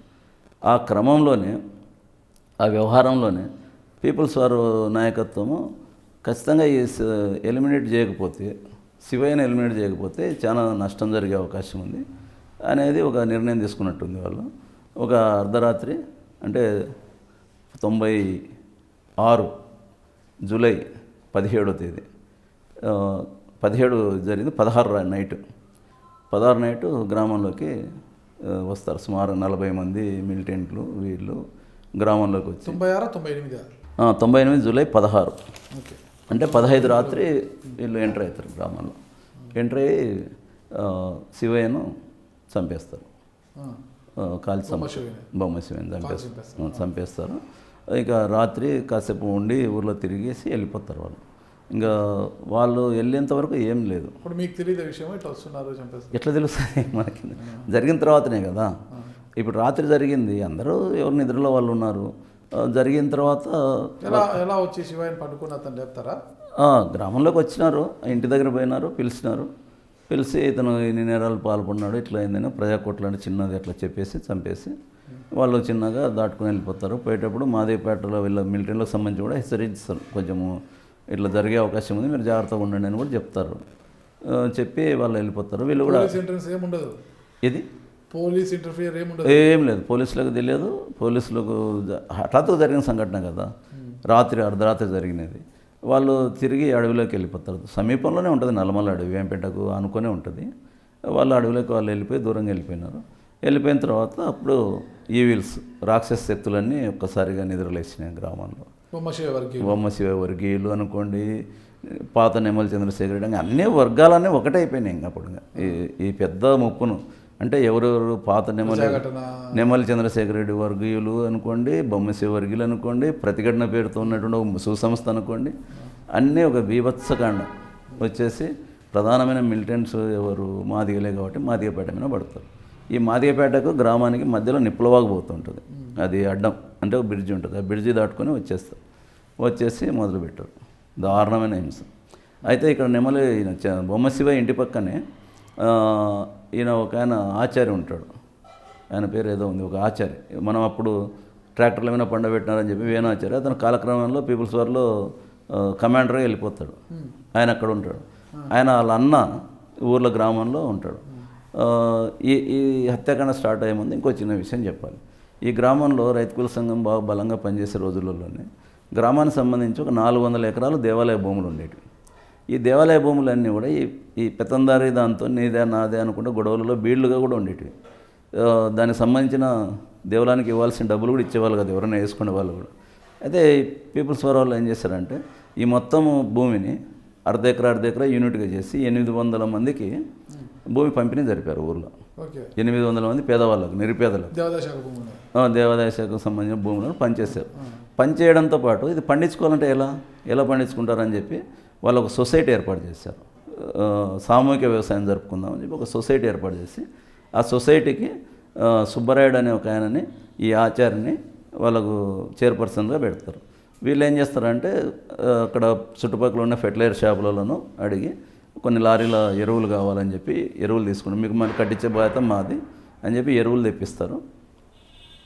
ఆ ఎరువులు తర్వాత కొంతమంది మనీ లెండర్స్ ఉంటారు కదా, వాళ్ళకి మీకు రూపాయి వడ్డీకి ఇవ్వండి, మీకు అవి కట్టిస్తామని చెప్పి పీపుల్స్ వార్ పార్టీ ద్వారా చెప్పించుకొని అట్లా మనీ తెచ్చుకుంటారు. ఇవన్నీ పెట్టి ట్రాక్టర్లు పెట్టి సేద్యాలు చేసి దానికి ఎరువులు పండించి బ్రహ్మాండమైన పంట పండిస్తారు. ఒక పంట ఎట్లా అర్ధ ఎకరా పొలం 20 బస్తాలు 25 బస్తాలు పండింది. తర్వాత దేవాలయానికి సంబంధించి కూడా వీళ్ళు ఒక్కొక్క యూనిట్ నుంచి ఒక బస్తా వడ్లు ఇచ్చేశారు. 800 యూనిట్లు అంటే 800 బస్తాలు దేవాలయానికి వచ్చింది. 800 బస్తాలు దేవాలయానికి వచ్చాయి. ఈ 800 బస్తాలు ఎప్పుడూ వచ్చేది కాదట. ఏ రోజు కూడా దేవాలయానికి సంబంధించిన దీప నైవేద్యాలు కూడా ఎవడు ఇచ్చేవాడు కాదు. కానీ వీళ్ళ ద్వారా వచ్చిన 800 బస్తాలు వచ్చాయని పూజారి సంబరపడ్డాడు. నాకు సందర్భంలో ఆయన కలిసి వీళ్ళు చేయడం వల్ల మాకు ఇంత వచ్చింది చూడు దేవాలయానికి, మేము కూడా సఫిషియెంట్గా పూజలు చేసుకోగలుగుతున్నాం అని కూడా చెప్పారు. ఈ క్రమంలో ఈ బొమ్మశివని చంపిన రోజు ఆయన ఇల్లు పక్కనే ఉంటుంది. ఈ ఆచార్యది, ఆ సొసైటీ అధ్యక్షుడు. అతను అరే వీళ్ళ తమ్ముడు నక్సలైతే వీడిని ఫస్ట్ నరకండి అని చెప్పి ఆ శివం దగ్గర అతన్ని చుట్టూ తిప్పించి కాళ్ళకు మొక్కించి అని నరికారు అతన్ని ఫస్ట్. తర్వాత అతన్ని నరికిన తర్వాత పేట మీద పడతారు. పడి దొరికినవానే దొరికినట్టు. అక్కడ ఇంతకుముందే చెప్పుకున్నాం, యేసు బాలయేసు అనే అతను ఒకప్పుడు మంచి పాటగాడు, పీపుల్స్ వార్ పార్టీ వచ్చినప్పుడు పాటలు పాడేవాళ్ళు. తర్వాత ఇతన్ని అనేక క్రమాల్లో పోలీసులు పట్టుకుపోవడం, కొట్టడం ఇవన్నీ చేసిన తర్వాత అతను ఇదంతా ఎప్పుడు పోలీసులు తంతుంటారు. ఏం చేయాలంటే అప్పుడు చాలామంది మిలిటెంట్లు 2 మార్గాలు పోలీసుల నుంచి తప్పించుకోవాలంటే, ఒకటి దేవుని మార్గంలో పోయినామని చెప్పి చర్చిలోనో మసీదులోనో ఎన్నోసడ కూర్చొని అటు చేసుకుంటున్నాడు. 2వ మార్గం తాగుబోతుగా మారడం. వీడు తాగుబోతు అయితే ఏం చేయలేడు అని పోలీసు కూడా ఒక నిర్ధారణకు రావడం. ఇటువంటి తాగుబోతున్న కావాలి, లేదంటే ఏదో ఒక దీంట్లోకి పోవాలి. అతను చర్చిని ఎంచుకున్నాడు. అయితే ఈ మారణకాండలో వీడు కూడా అప్పుడు ఉండే కదా, వీళ్ళకి విచక్షణ పోయింది, ఒక మాబ్ మెంటాలిటీ వచ్చేసింది, పడేశారు. ఆయనకు బాలేసుని తీసుకొచ్చారు. అతను బాగా స్టౌట్ పర్సనాలిటీ. అతన్ని కత్తికో కండ అంటారే అలా తరిగి అతన్ని నిప్పులలో వేసి కాల్చారు. గృహదానాలు జరుగుతున్నాయి వరుస పెట్టి. పారిపోతున్నారు ఆడవాళ్ళు, పిల్లలు. ఇంకా ఇంతకుముందు ఎపిసోడ్లో చెప్పినట్టే కొంతమంది గర్భిణులు దారింటనే కొంతమంది కానుకలయ్యారు. ఇంకా చాలా బీభత్సమైంది. అక్కడ నుంచి ఎవరైతే నా మెడబట్టుకొని తోసాడో యేసురత్నం, వాళ్ళ అమ్మని చంపారు మహిళ. తర్వాత వాళ్ళ తమ్ముడు కజిన్, వాళ్ళ చిన్నాన్న ఒక ఆయన చంపారు. తర్వాత బోనాల పేరుతో ఒక ఆయన ఉంటాడు, అతన్ని చంపారు మాదేపేటలో. చంపిన వాళ్ళు మాదేపేటలో అలా 4. తర్వాత బీసీ కాలనీకి సంబంధించి ఆచార్యని ఒక ఆయన చంపేశారు. బోయ సుబ్బరాయుడు అని ఆయన కూడా సహకార సంఘంలో ఉండేవాడు. ఆయన తమ్ముడు దొరికితే అతను పిచ్చివాడు, తిక్కవాడు. చాలామంది అతను తెల్లారిన తర్వాత చంపినారు. అతను పరారే బయటికి పోయినాడు. అతను మానసికంగా స్థిమితం లేడు కాబట్టి అది ఇంతకుముందు అది చెప్పుకున్నాం. తెల్లవారితే అతను రోజు టీ హోటల్ తెచ్చి టీ తాగే అలవాటు. ఈ మారణకాండ అంతా వాడు బయట పోయి పడుకొని నిద్రపోయి లేచేసరికి ఇవన్నీ గుర్తులేవు. అతనికి మానసికంగా బాగాలేడు కాబట్టి పొద్దున్న టీ తాగాలి కదని మళ్ళీ బస్ స్టాండ్ వైపు వచ్చారు. ఆడ టీలు లేవు, హోటల్ లేవు, ఏం లేవు. రాత్రి జరిగే మారణకాండ. ఇతను మళ్ళీ పగులు కనబడేసరికి వరే వీడున్నాడు ఈయన పట్టుకుని వేసేయండి, అతను చంపేశారు. అట్లా మొత్తం పీపుల్స్ వారికి సంబంధించిన ప్రత్యక్ష పరోక్ష వీళ్ళందరినీ దాదాపు 6 మందిని వేసేశారు. వేసిన తర్వాత ఇంకా సరే నెక్స్ట్ ఏంది, గ్రామ విఆర్ఓ స్వామిరెడ్డి అని ఒక ఆయన ఉంటాడు. ఆయన గాండ్ల కులానికి సంబంధించిన అతను తలారిని పిలిచి వేరే పోలీసులకు ఇన్ఫర్మేషన్ ఇవ్వాలి కదా, నువ్వు ఇన్ఫర్మేషన్ ఇవ్వపో అని చెప్పి చెప్తా ఉంటాడు. అంతలోకి అక్కడ కొంతమంది వస్తారు. ఇక్కడ కూడా చిన్న డ్రామా జరిగిందంట. ఒక ఆయన వీళ్ళ కులస్తుడే గ్రామ రెడ్డిగా ఆశిస్తున్నాడు. వేంపెంట ఒక ఖరీదైన గ్రామము, మంచి ఫెచ్చింగ్ ఏరియాలో నేను వస్తే బాగుంటుంది అనుకుంటాడు. కాబట్టి అతను చిన్నగా పన్నుతాడు. ఒకవేళ ఈ మాబ్ మెంటాలిటీతో తిరుగుతున్నారు కదా, వాళ్ళందరినీ తీసుకొచ్చి వీడేమో కంప్లైంట్ ఇస్తూ ఉంటున్నాడు, ఇతను పోతే ఇబ్బంది పడతాం మనం, కాబట్టి ఇతన్ని ఏదో చేయకుండా కష్టం అంటే, నువ్వు మానుకో, నువ్వు చెప్పొద్దంటే నేను గవర్నమెంట్ ఉద్యోగం నేను చెప్పాల్సి వస్తా అంటే అట్లాంటావా అని చెప్పి అతన్ని చంపేస్తారు. అతన్ని భార్య ఉండి మీరు నా భర్తను చంపుతారు, నేను కూడా చంపుతా అంటే ఈమె కూడా సాక్ష్యం అవుతుంది, ఈమెను కూడా చంపేసేయండి. వీళ్ళని చంపిన పద్ధతి అత్యంత క్రూరమైన పద్ధతి. ఒక గోతాంలో కుక్కి బతికుండగానే దాన్ని కట్టేసి గుజ్జులు అని ఉంటాయి, బండికి వేస్తారు గుజ్జులు, ఇంత పొడవు ఉంటాయి, చిన్నవి. మామూలుగా బండికి ఏదన్నా గడ్డేసేటప్పుడు గుజ్జులు వాడతారు, చేతికి అందుబాటులో ఉంటాయి. ఆ గుజ్జులతో కొట్టారు, కొట్టి చచ్చే వరకు కొట్టడం, అట్లా చంపేశారు వాళ్ళిద్దరిని గోతాల కుక్కి. ఇట్లా 8 మరణాల రాత్రి ఒక ఒక అదేమంటారు పైశాచికత్వం, పిశాచాలను నాట్యం చేసినట్టు అంత జరిగేది ఊర్లో, గ్రామాల్లో. బీభత్సకాండ. దాన్ని చూసి ఇప్పుడు చాలామందికి ఏమంటే ఈ సంఘటనలు గుర్తుండకపోయి తర్వాత దీని ప్రతీకారంగా జరిగిన చూసి దాని తర్వాత ఇది జరిగింది అనుకుంటున్నారు. కానీ ఇది మొత్తంగా ఈ వ్యవహారంలో ఇంత భయంకరమైన సిచ్యువేషన్ జరిగింది. ఆ తర్వాత మరి ఏపీసీఎల్సీ రావడం చేసిందా? ఇక ఆ స్థాయిలో ఏపీసీఎల్సీ అక్కడ ప్రవేశానికే స్థానం లేదు. తెల్లారిన తర్వాత కొంతమంది మీడియా మిత్రులు, పోలీసులు ఊర్లోకి ఎంటర్ కాలేకపోతున్నారు. ఊరి బయట నిలబడేసి ఈ మాదిపేట వరకు పోగలుగుతున్నారు కానీ ఊర్లోకి పోలేకున్నారు. ఇంకా వాళ్ళంతా కేకలు, పెడబొబ్బలు, పోలీసుల మీద రాళ్ళు విసరడాలు అసలు లేదు. ఈ టైంలో జనశక్తి సంధ్య కూడా ఆ ఊర్లోకి పోవడానికి ప్రయత్నం చేసింది. ఆమె మీద కూడా అటాక్ జరిగింది. ఆమె మళ్ళీ తిరిగి వెనక్కి పరిగెత్తుకుంటూ వచ్చేసింది. తర్వాత రెడ్డిపోగు డేవిడ్ అని ఒక మాదిగా లీడర్, ఆయన బహుజన సమాజ్ పార్టీలో ఉండేవాడు. ఆయన పోతే ఆయన ఊర్లోకి రానియలేదు. తర్వాత కొంతమంది ప్రెస్ పోతే వాళ్ళలో శంషుల్లా అని నా మిత్రుడు ఒక ఆయన ఉండేవాడు. అతను పోతే అతనే అంటారు, వీడు ఉన్నారు ఆయన పట్టుకొని. అప్పుడు అక్కడ ఉన్న ఎస్ఐ ఒక ఆయన నన్ను జీప్లో ఎక్కించి నువ్వు వదిలేసి రాపోయాడని అంటే ఇతను బయటికి వచ్చేసినాడు. అప్పుడు నన్ను కలిసి చెప్పాడు ఉన్న సిచ్యువేషన్ అంతా. తర్వాత క్రమంలో శంషుల్లా నా విషయాలు కూడా కొన్ని చెప్పాల్సి వస్తుంది. ఇంకా బీభత్సం అయిపోయింది, ఇంకా ఏం లాభం లేదు. ఇక్కడ సాయంత్రానికి చూస్తున్నాం ఏం జరుగుతుంది. మేము టౌన్లో ఉన్నాం, ఆత్మూరులో. ఇంకేం జరగబోతుంది, మొత్తం శవాలు తీసుకొచ్చారు, పోస్ట్ మార్టం జరుగుతున్నాయి వైపు, ఇంకా బొమ్మ శివం కూడా తీసుకొచ్చారు. ఆ క్రమంలో మేము ఒకసారి టీ తాగుతాం. బొమ్మ శివయ్య ఒక్కడే పోలేదు, బొమ్మ శివయ్యతో పాటు మరో 8 శవాలు, 9 శవాలు పోయాయి. 9 శవాలు ఆ రోజు, 9 శవాలు శివయ్యతో పాటు మరో 8 కూడా ఒక్కడే పోలేదు. ఇంకా పోస్ట్ మార్టము ఆ డాక్టర్లు ఎట్లా చేసింటారో ఇన్ని శవాలను, ఏమో స్పెషల్గా పిలుచుకొచ్చారో ఏమో తెలియదు. మేము ఎవరు ఎక్కడికి పోయే పరిస్థితి లేదు. అక్కడ ఉండగానే మేము ఆ సాయంత్రం అలా ఉన్నాం, ఏం జరగబోతుంది ఏం కథ అని. అక్కడ ఒక అడ్వకేట్ ఉన్నాడు, ఆయన ఇప్పుడు హైదరాబాద్లో ఉన్నారు. ఆయన అక్కడికి వచ్చాడు. మేము టీ తాగుతున్నాం, నేను, డాక్టర్ గౌరీనాథ్, శంషుల్లా, ఇంకా కొంతమంది ఉన్నాం. అక్కడికి వచ్చి అతను బావా అంటాడు ఆయన డాక్టర్ను. బావా ఏంది ఇంకా ఇక్కడ ఉన్నావు నువ్వు అంటే ఏమంటే ఇప్పుడు శివయ్య అంత్యక్రియలు అయిపోతేనే ఫస్ట్ ఆత్మూరు టౌన్లోకి వచ్చి మీ మీద దాడి చేస్తారట, ఫస్ట్ నిన్నే అంట టార్గెట్ అని. అతను బెంబేలు ఎత్తిపోయాడు డాక్టర్. ఏందబ్బా నన్ను అంటున్నారు అని. అంతలోగా శంషుల్లో ఉండి ధైర్యం చెప్పబోయాడు. అతను ఉండి శంషుల్లా నీవు కూడా ఉదయం తరిమినారంట కదా, ఇప్పుడు నీకు కూడా ఉంది, మాకు ఇంటెలిజెన్స్ ఇన్స్పెక్టర్ ఉన్నాడు అక్కడ, అతను ఫోన్ చేసి చెప్పినాడని ఇతను. ఇక దాంతో వాళ్ళిద్దరూ ఇక ఇదేమో జరగబోతుంది, మనం కూడా ఇబ్బంది పడతామని చెప్పి వాళ్ళు సరే అక్కడ నుంచి వెకేట్ చేశారు, ఎక్కడికి వెళ్ళిపోయారు. కానీ మేమైతే ఆలోచన చేయలేదు, మా మీద అటాక్ జరుగుతుందా జరగదా. మేము పౌర హక్కుల సంఘం పౌరుల హక్కుల కోసం పనిచేసినాం, మాకు పీపుల్స్ వారితో మాకేమి అసోసియేషన్ ఏం లేదు, మేము ఇట్లా శత్రువులు అవుతాం అనుకున్నాం. మేమైతే మాకు తక్షణ కర్తవ్యం ఏం కనబడుతూ ఉంది, ఈ గ్రామానికి సంబంధించిన మాదిగపేటకు సంబంధించి మొత్తం నిరాశ్రయాలు అయిపోయారు, భూములు పోయాయి, ఇల్లు పోయాయి, పశువులు పోయాయి, ప్రాణాలు పోయాయి ఒక దిక్కు. ఈ క్రమంలో మనం ఏదో ఒకటి చేయకపోతే, వీళ్ళందరికీ అండగా నిలబడకపోతే ఇక అసలు సాధ్యం కాదు ఈ వ్యవహారం అని చెప్పి నేను ఇంకా కొంతమంది ప్రజా సంఘాల నాయకులు, పినాకపాని వీరికి సంబంధించిన ఆయన ఆత్మగురులు ఉండేవారు, ఆయన ఒక వెహికల్ తీసుకొని వీళ్ళు ఎక్కడెక్కడ ఉన్నారు, ఎక్కడ షెల్టర్ తీసుకున్నారు అని చూసి కొంతమంది పగిడాల ప్రాంతము, ఇంకో చోట బంధువుల ఇళ్ళ దగ్గర ఉన్నారు, అందరినీ ఒక చోట సమీకరించాం ఆత్మగురు టౌన్లో. వీళ్ళందరికీ ఒక షెల్టర్ ఏర్పాటు చేయాలనుకున్నాం. షెల్టర్ కోసము మనం ఈ పరారైపోయిన వాళ్ళు గ్రామం నుంచి వెళ్ళిపోయారు కదా, ఎవరు లేరు కదా, అంటే పీపుల్స్ వారికి సంబంధించిన వాళ్ళ సానుభూతి పరుల మొత్తాన్ని ఊరు ఖాళీ అయిపోయింది. ఇంత జరిగిన నెమ్మలి చంద్రశేఖర్ రెడ్డికి తెలియలేదా? నెమ్మలి చంద్రశేఖర్ రెడ్డి లేడు అప్పటికి గ్రామంలో, లేడు. ఏం ఫోన్ చేయడం కానీ ఏదన్నా ఇంకేం లేదు. ఆయన సబ్సైడ్ అయిపోయినాడు. ఇక ఆయన ఏమంటే చేతికి మట్టి కాకుండా ఆయన బాగున్నాడు, ఆయన గట్టిపైన ఉన్నాడు, సో ఇంటెలిజెంట్ అనేది అదే.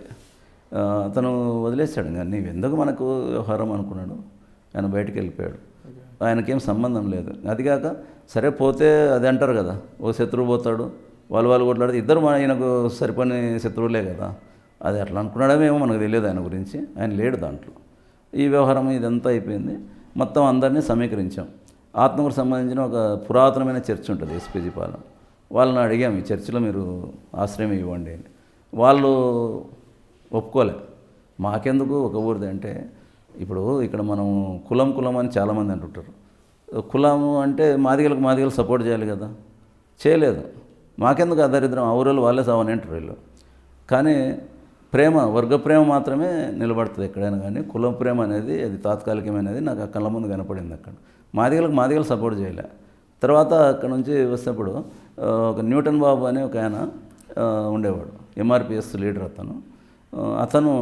అతని మీదతో నేను వాదించడం జరిగింది. ఏందే మాదిగల కోసం మాదిగలు రాకపోతే ఇంకెవరు రావాలి, వేరేవాడు ఎలా సపోర్ట్ చేస్తాడని గట్టిగా నేను ఆయనతో మాట్లాడితే, ఆయన ఇంకో చర్చి సంబంధించి వాళ్ళతో మాట్లాడి అక్కడ ఆశ్రయం కల్పించారు. కప్పలకుంట అనేది ఒక ఆశ్రమం, అక్కడికి అందరినీ తీసుకొచ్చాం. దాదాపు ఒక 100-150 మంది పైన, అంత కొంతమంది ఇంకా రాలేదు. వీళ్ళందరికీ ఎట్లా ఫీడింగ్ ఎట్లా అనేది మళ్ళీ ఒక ఆలోచన వచ్చింది. అక్కడ నా ఫ్రెండ్ ఒకడు ఉండేవాడు పక్కనే కోమటోళ్ళు, అతను ఏం చేశాడంటే పరిస్థితి చెప్పాను ఆయనకు, ఇట్లా ఉంది అని. అంటే అతను సరే నేను ఇస్తాలే, నువ్వు ఉన్నప్పుడు నువ్వు ఇద్దువు అని చెప్పి రేషన్ మొత్తం అతను ఇచ్చాడు. దాదాపు 30-40 వేల రూపాయల రేషన్ ఇచ్చాడు అతను. ఆ రేషన్ వండి పెట్టడం అన్నీ మొదలయ్యాయి. ఈ క్రమంలోనే వేంపేట సంఘీభావ కమిటీ అనేది ఒకటి ఏర్పడింది. వేంపేట సంఘీభావ కమిటీ అంటే వేంపేట వాళ్ళ ప్రజలు ఇబ్బందులు పడుతున్నారు కాబట్టి వాళ్ళు ఏం చేయాలి, ఏం కొత్త అనేది మొత్తం రకరకాల అసోసియేషన్స్, బయట వాళ్ళని పిలవడం. అసలు ఈ వచ్చిన కమిటీ ఎంతసేపు ఉన్న పీపుల్స్ వారితో ఉండడం వల్లనే వీళ్ళకి ఇది జరిగింది, పీపుల్స్ వారితో ఉండడం వల్లనే ఇది జరిగింది. అంటే ఈ ఏర్పాటైన సంఘీభావ కమిటీలో రకరకాల ప్రజా సంఘాల వాళ్ళు, అన్ని సంఘాలు వచ్చాయిలేండి బయట నుంచి, కొన్ని పేర్లు ఎందుకు, కానీ వీళ్ళందరూ ఎంతసేపు ఉన్నా వీళ్ళకు పీపుల్స్ వారు జరిగినందుకు ఇట్లా జరిగింది కాబట్టి దళితులంతా పీపుల్స్ వారు దూరంగా ఉండండి, ఇట్లా మొదలైంది వీళ్ళది. అసలు వీళ్ళకి ఏం జరిగింది, వీళ్ళకి ఏం చేయాలనేది ఎవరు ఆలోచన లేదు. చివరికి ఒక డెలిగేషన్, ప్రత్యేకమైన డెలిగేషన్ పౌర హక్కుల సంఘమే తీసుకొని హైదరాబాద్కు ముఖ్యమంత్రి చంద్రబాబు నాయుడును కలిసింది. అంటే సుధాకర్, రఘునాథ్ అడ్వకేటు, సురేష్ వీళ్ళందరూ సీఎం దగ్గరికి పోయారు. పోతే ఆయన సీఎం వచ్చిన బాధితులందరినీ చాలా దుబారుగా తిట్టారు.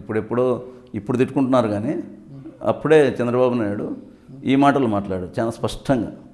ఏమన్నాడంటే, ఒరేయ్ మీరు నక్సలైట్ నా కొడుకులు మీరు, ఈ మాట స్పష్టంగా అన్నాడు. ఆయన అంటాడని ఇప్పుడు చాలామందికి అనుమానం రావచ్చు.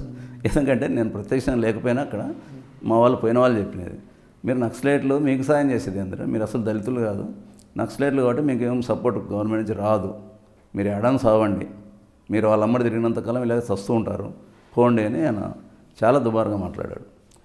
ఇక ఏం చేయాలో తెలియక బయటకు వచ్చారు. వస్తే అక్కడ ఏమంటారు, చీకట్లో చిరుదీపం లెక్క ఒక ఆశ మాకు కనపడింది. ఏంటంటే కారంచేడు బాధితుల కుటుంబాలకు సంబంధించి కారంచేడులో జరిగింది కదా అప్పుడు, దాంట్లో బాధితుల కుటుంబాల్లో ఒక అతను బాగా చదువుకొని ఐఏఎస్ ఆఫీసర్ అయ్యాడు. ఆయన పేరు తెలియదు నాకు. అతను సీఎం ఆఫీస్లో ఉన్నాడు. అతన్ని డెలిగేషన్ కలిసింది. అతను పరిస్థితి అర్థం చేసుకున్నాడు. సీఎం చంద్రబాబు నాయుడును బాగా అతనికి విషయాన్ని అంతా చెప్పారు.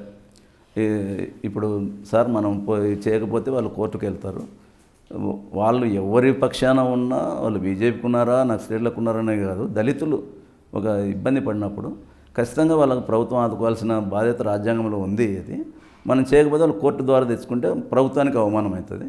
సో మనం ప్రభుత్వం టేక్ ఓవర్ చేయాలి, వాళ్ళకు సర్వీసెస్ ఇవ్వాల్సిందే అని చెప్పి అతను చెప్తాడు. చెప్తే అప్పుడు గవర్నమెంట్ పూనుకుంటుంది.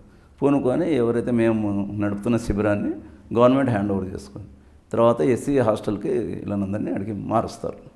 మార్చిన తర్వాత సరే వాళ్ళకు కాస్మెటిక్స్కి ఇంత, తర్వాత బట్టలకు అవి ఇవి చిన్నగా వస్తున్నాయి. వచ్చే క్రమంలో సరే ఒక్కొక్కటి నడుస్తూ ఉంది.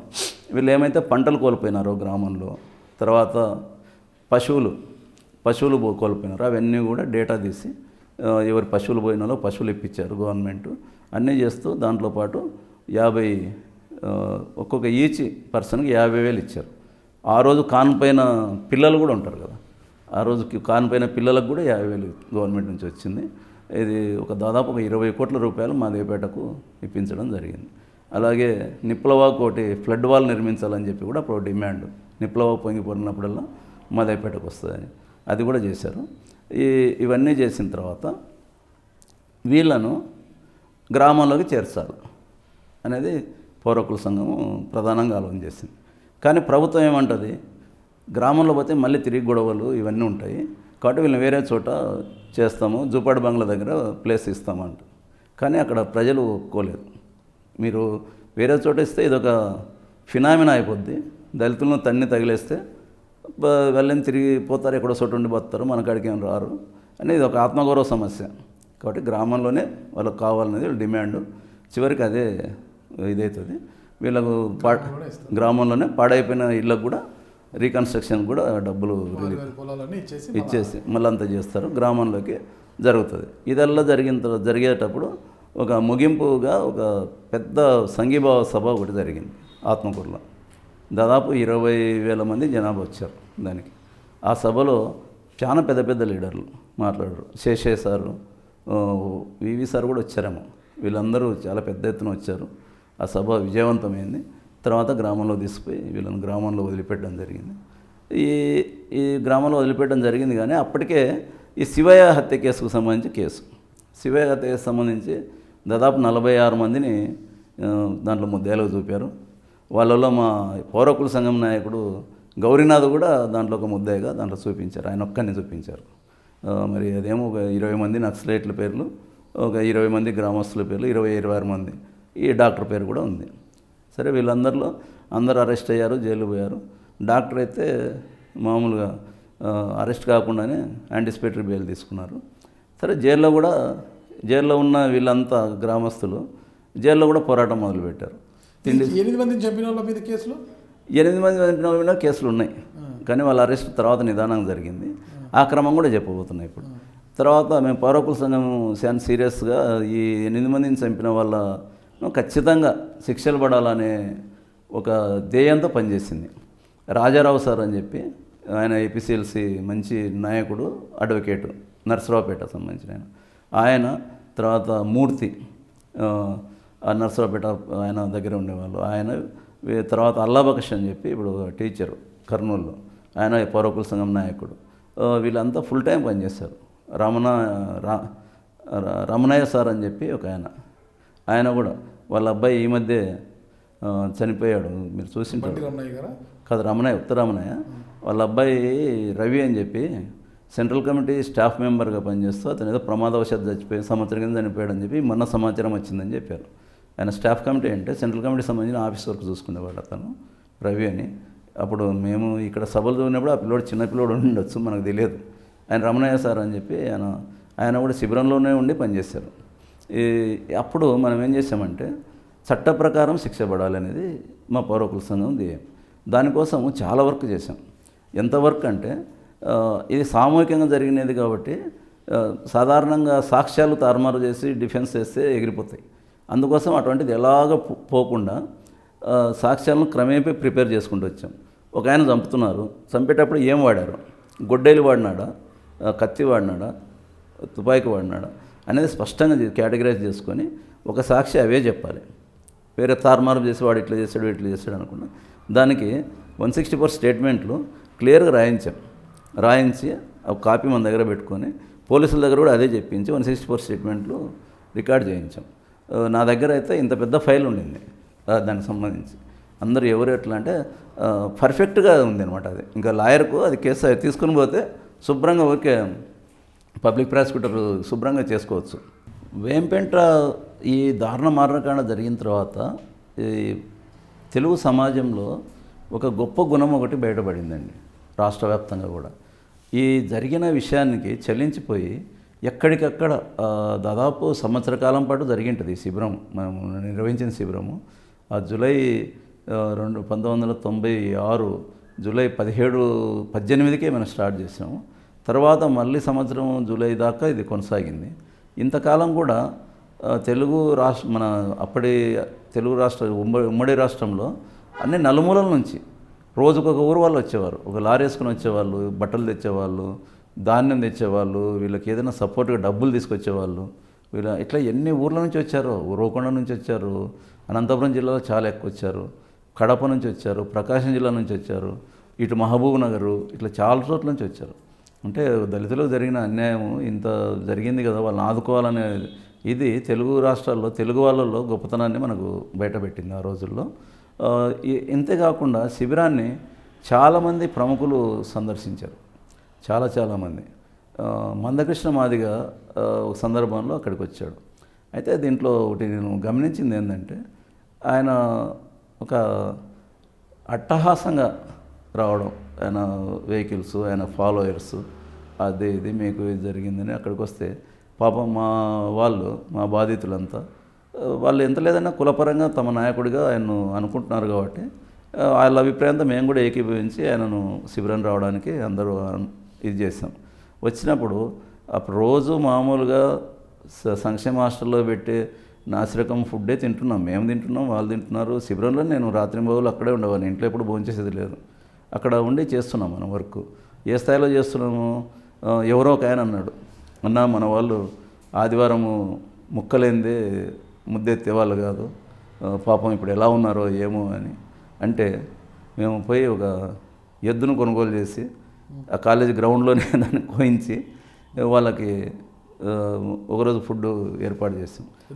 ఎద్దు మాంసం అంటే నాకు ఆ పట్టింపు లేవు. నేను అది ఎందుకంటే ఆహారం అనేది కులాన్ని పటిష్టంగా వ్యతిరేకించి కింది కులాలను అనగదొక్కడానికి ఒక దీనిగా భావిస్తూ ఈ కులం వాళ్ళు ఇది తింటారు, ఈ కులం వాళ్ళు అది తింటారు అని చెప్పి ఒక విభజన చేయడం అనేది మనవాదానికి సంబంధించిన అంశము.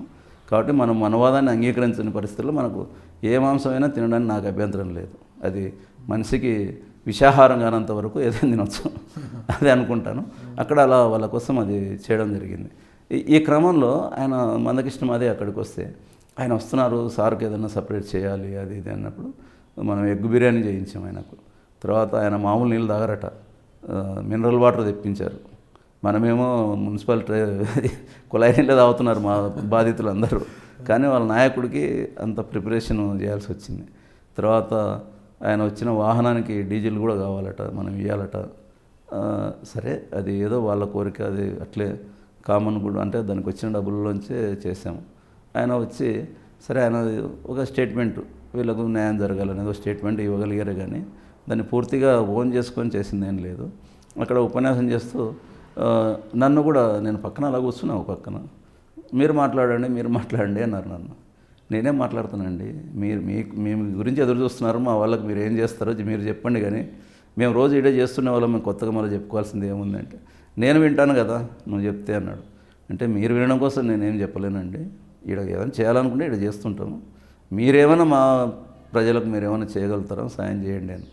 సరే ఆయన వచ్చాడు, ఒక స్టేట్మెంట్ ఇచ్చారు, దళితులకు న్యాయం చేయాలన్నారు, వెళ్ళిపోయారు ఆయన. తర్వాత ఐలయ్య గారు వచ్చారు, కంచె ఐలయ్య.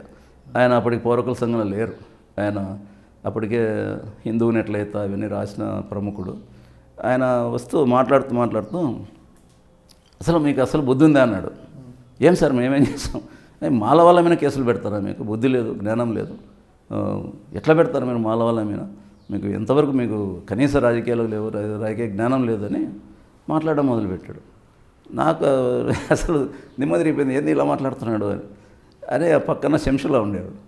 సార్ ఆగండి, మాల వాళ్ళ మీద కేసులు అంటే వాళ్ళు మాదిగ వాళ్ళ మీద జరిపిన దాడిలో మాల వాళ్ళ మీద కేసులు జరిగినాయి, కానీ ఏదో బుడాయంగలేడు లాంటి వాళ్ళ మీద వీళ్ళేం దాడి చేయలేదు, బుడాయంగలేడు తరపున మేమేం కేసులు పెట్టలేదు సార్, మనం ఏమి ఫ్యాక్షన్స్ల తరపున కేసులు పెట్టలేదు, మామూలు కుల వ్యవస్థలో కింద ఉన్నటువంటి మాదిగ వాళ్ళ తరపున మాదిగ వాళ్ళ మీద జరిగిన దాడిని వ్యతిరేకిస్తూ ఆ దాడిలో పాల్గొన్న వాళ్ళని పెట్టినాము అంటే ఆయన గొనుగుతూనే పోయాడు.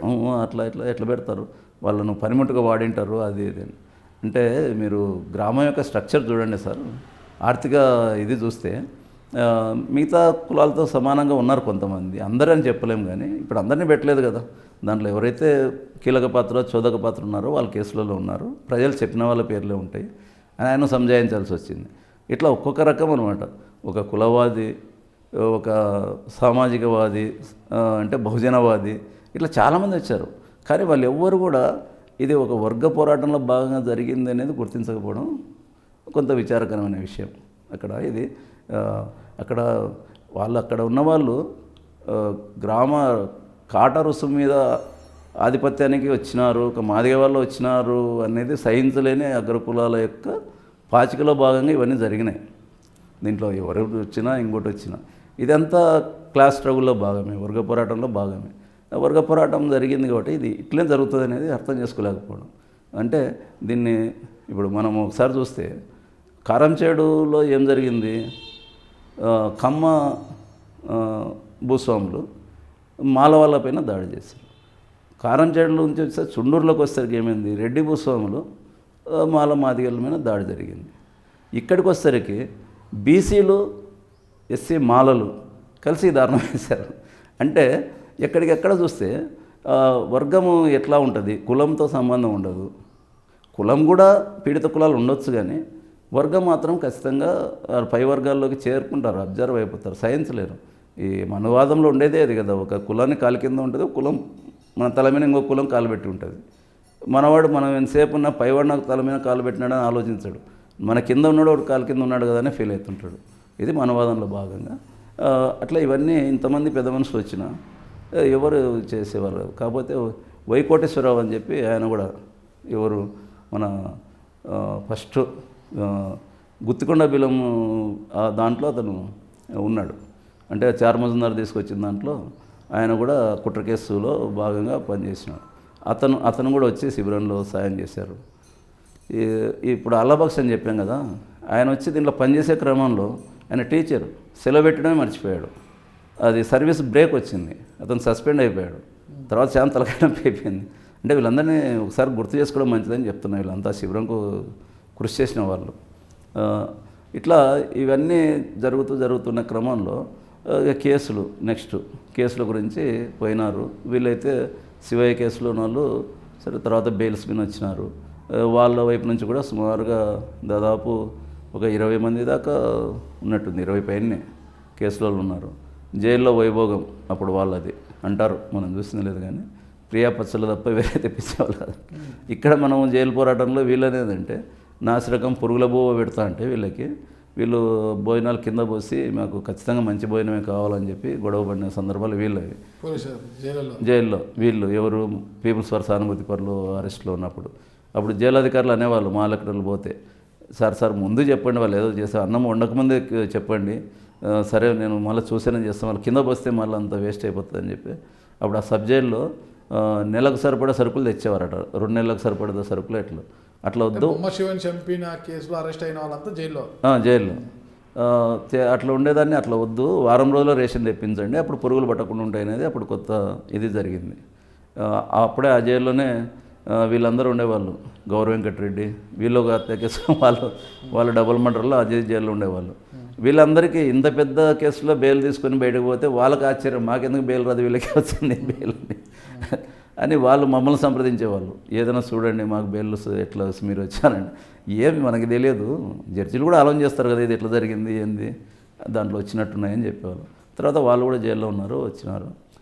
ఈ క్రమంలో తర్వాత చిన్నగా ఏమైందంటే వాళ్ళు చిన్నగా రాజీ ప్రయత్నాలు మొదలుపెట్టారు. శిక్షలు పడతాయి అనుకున్నారు, రాజీ ప్రయత్నాలు మొదలుపెట్టారు వాళ్ళు. అక్కడ మనల్ని ఇంకా పరిగణలోకి తీసుకోలేదు. అంటే ఈ ప్రజా సంఘాలు కానీ వాళ్ళు ప్రజా సంఘాలు వాళ్ళు మాట్లాడుకున్నారు. ఎవరైతే ఊర్లో ఉన్న వాళ్ళు ఈ చచ్చిపోయిన వాళ్ళతో వాళ్ళకి ఏదో కొంత డబ్బుల వ్యవహారం, వాళ్ళకందరూ గవర్నమెంట్ ఉద్యోగాలు కూడా ఇచ్చింది, చచ్చిపోయిన వాళ్ళ ఇళ్ళలో ఉద్యోగాలు వచ్చినాయి. తర్వాత క్రమంలో ఒక ఆయన ఎంపీటీసీగా పోటీ చేసి ఎంపీటీసీగా ఫ్రీగా ఇచ్చినట్టున్నారు ఒక బాధితుని తన కొడుక్కి. అంటే యేసరత్నం అన్నాం కదా, నా మెడ పట్టుకుని ఇట్లా అన్నాడు, ఆయనకు ఎంపీటీసీ అయ్యాడు. వాళ్ళ తమ్ముడు సాల్మాన్ అని చెప్పాం కదా ఇందాక, అది సామేల్, అతని భార్య ఆ పక్క ఊరికి సర్పంచ్ అయింది, అతను విఆర్ఓ అయినాడు. తర్వాత ఇంకో పోస్టులోకి వెళ్ళిపోయాడు, ఇంకొకరు హాస్టల్లో కామాట్ అయ్యారు. వీళ్ళందరూ ఇంకా అయినారు, రాజీగా ఏదో డబ్బు మాట్లాడుకున్నారంటారు, ఏం మాట్లాడుకున్నారో మొత్తం మీద కోర్టులో హాస్టల్ అయిపోయారు. సాక్ష్యాలు చెప్పలేదు.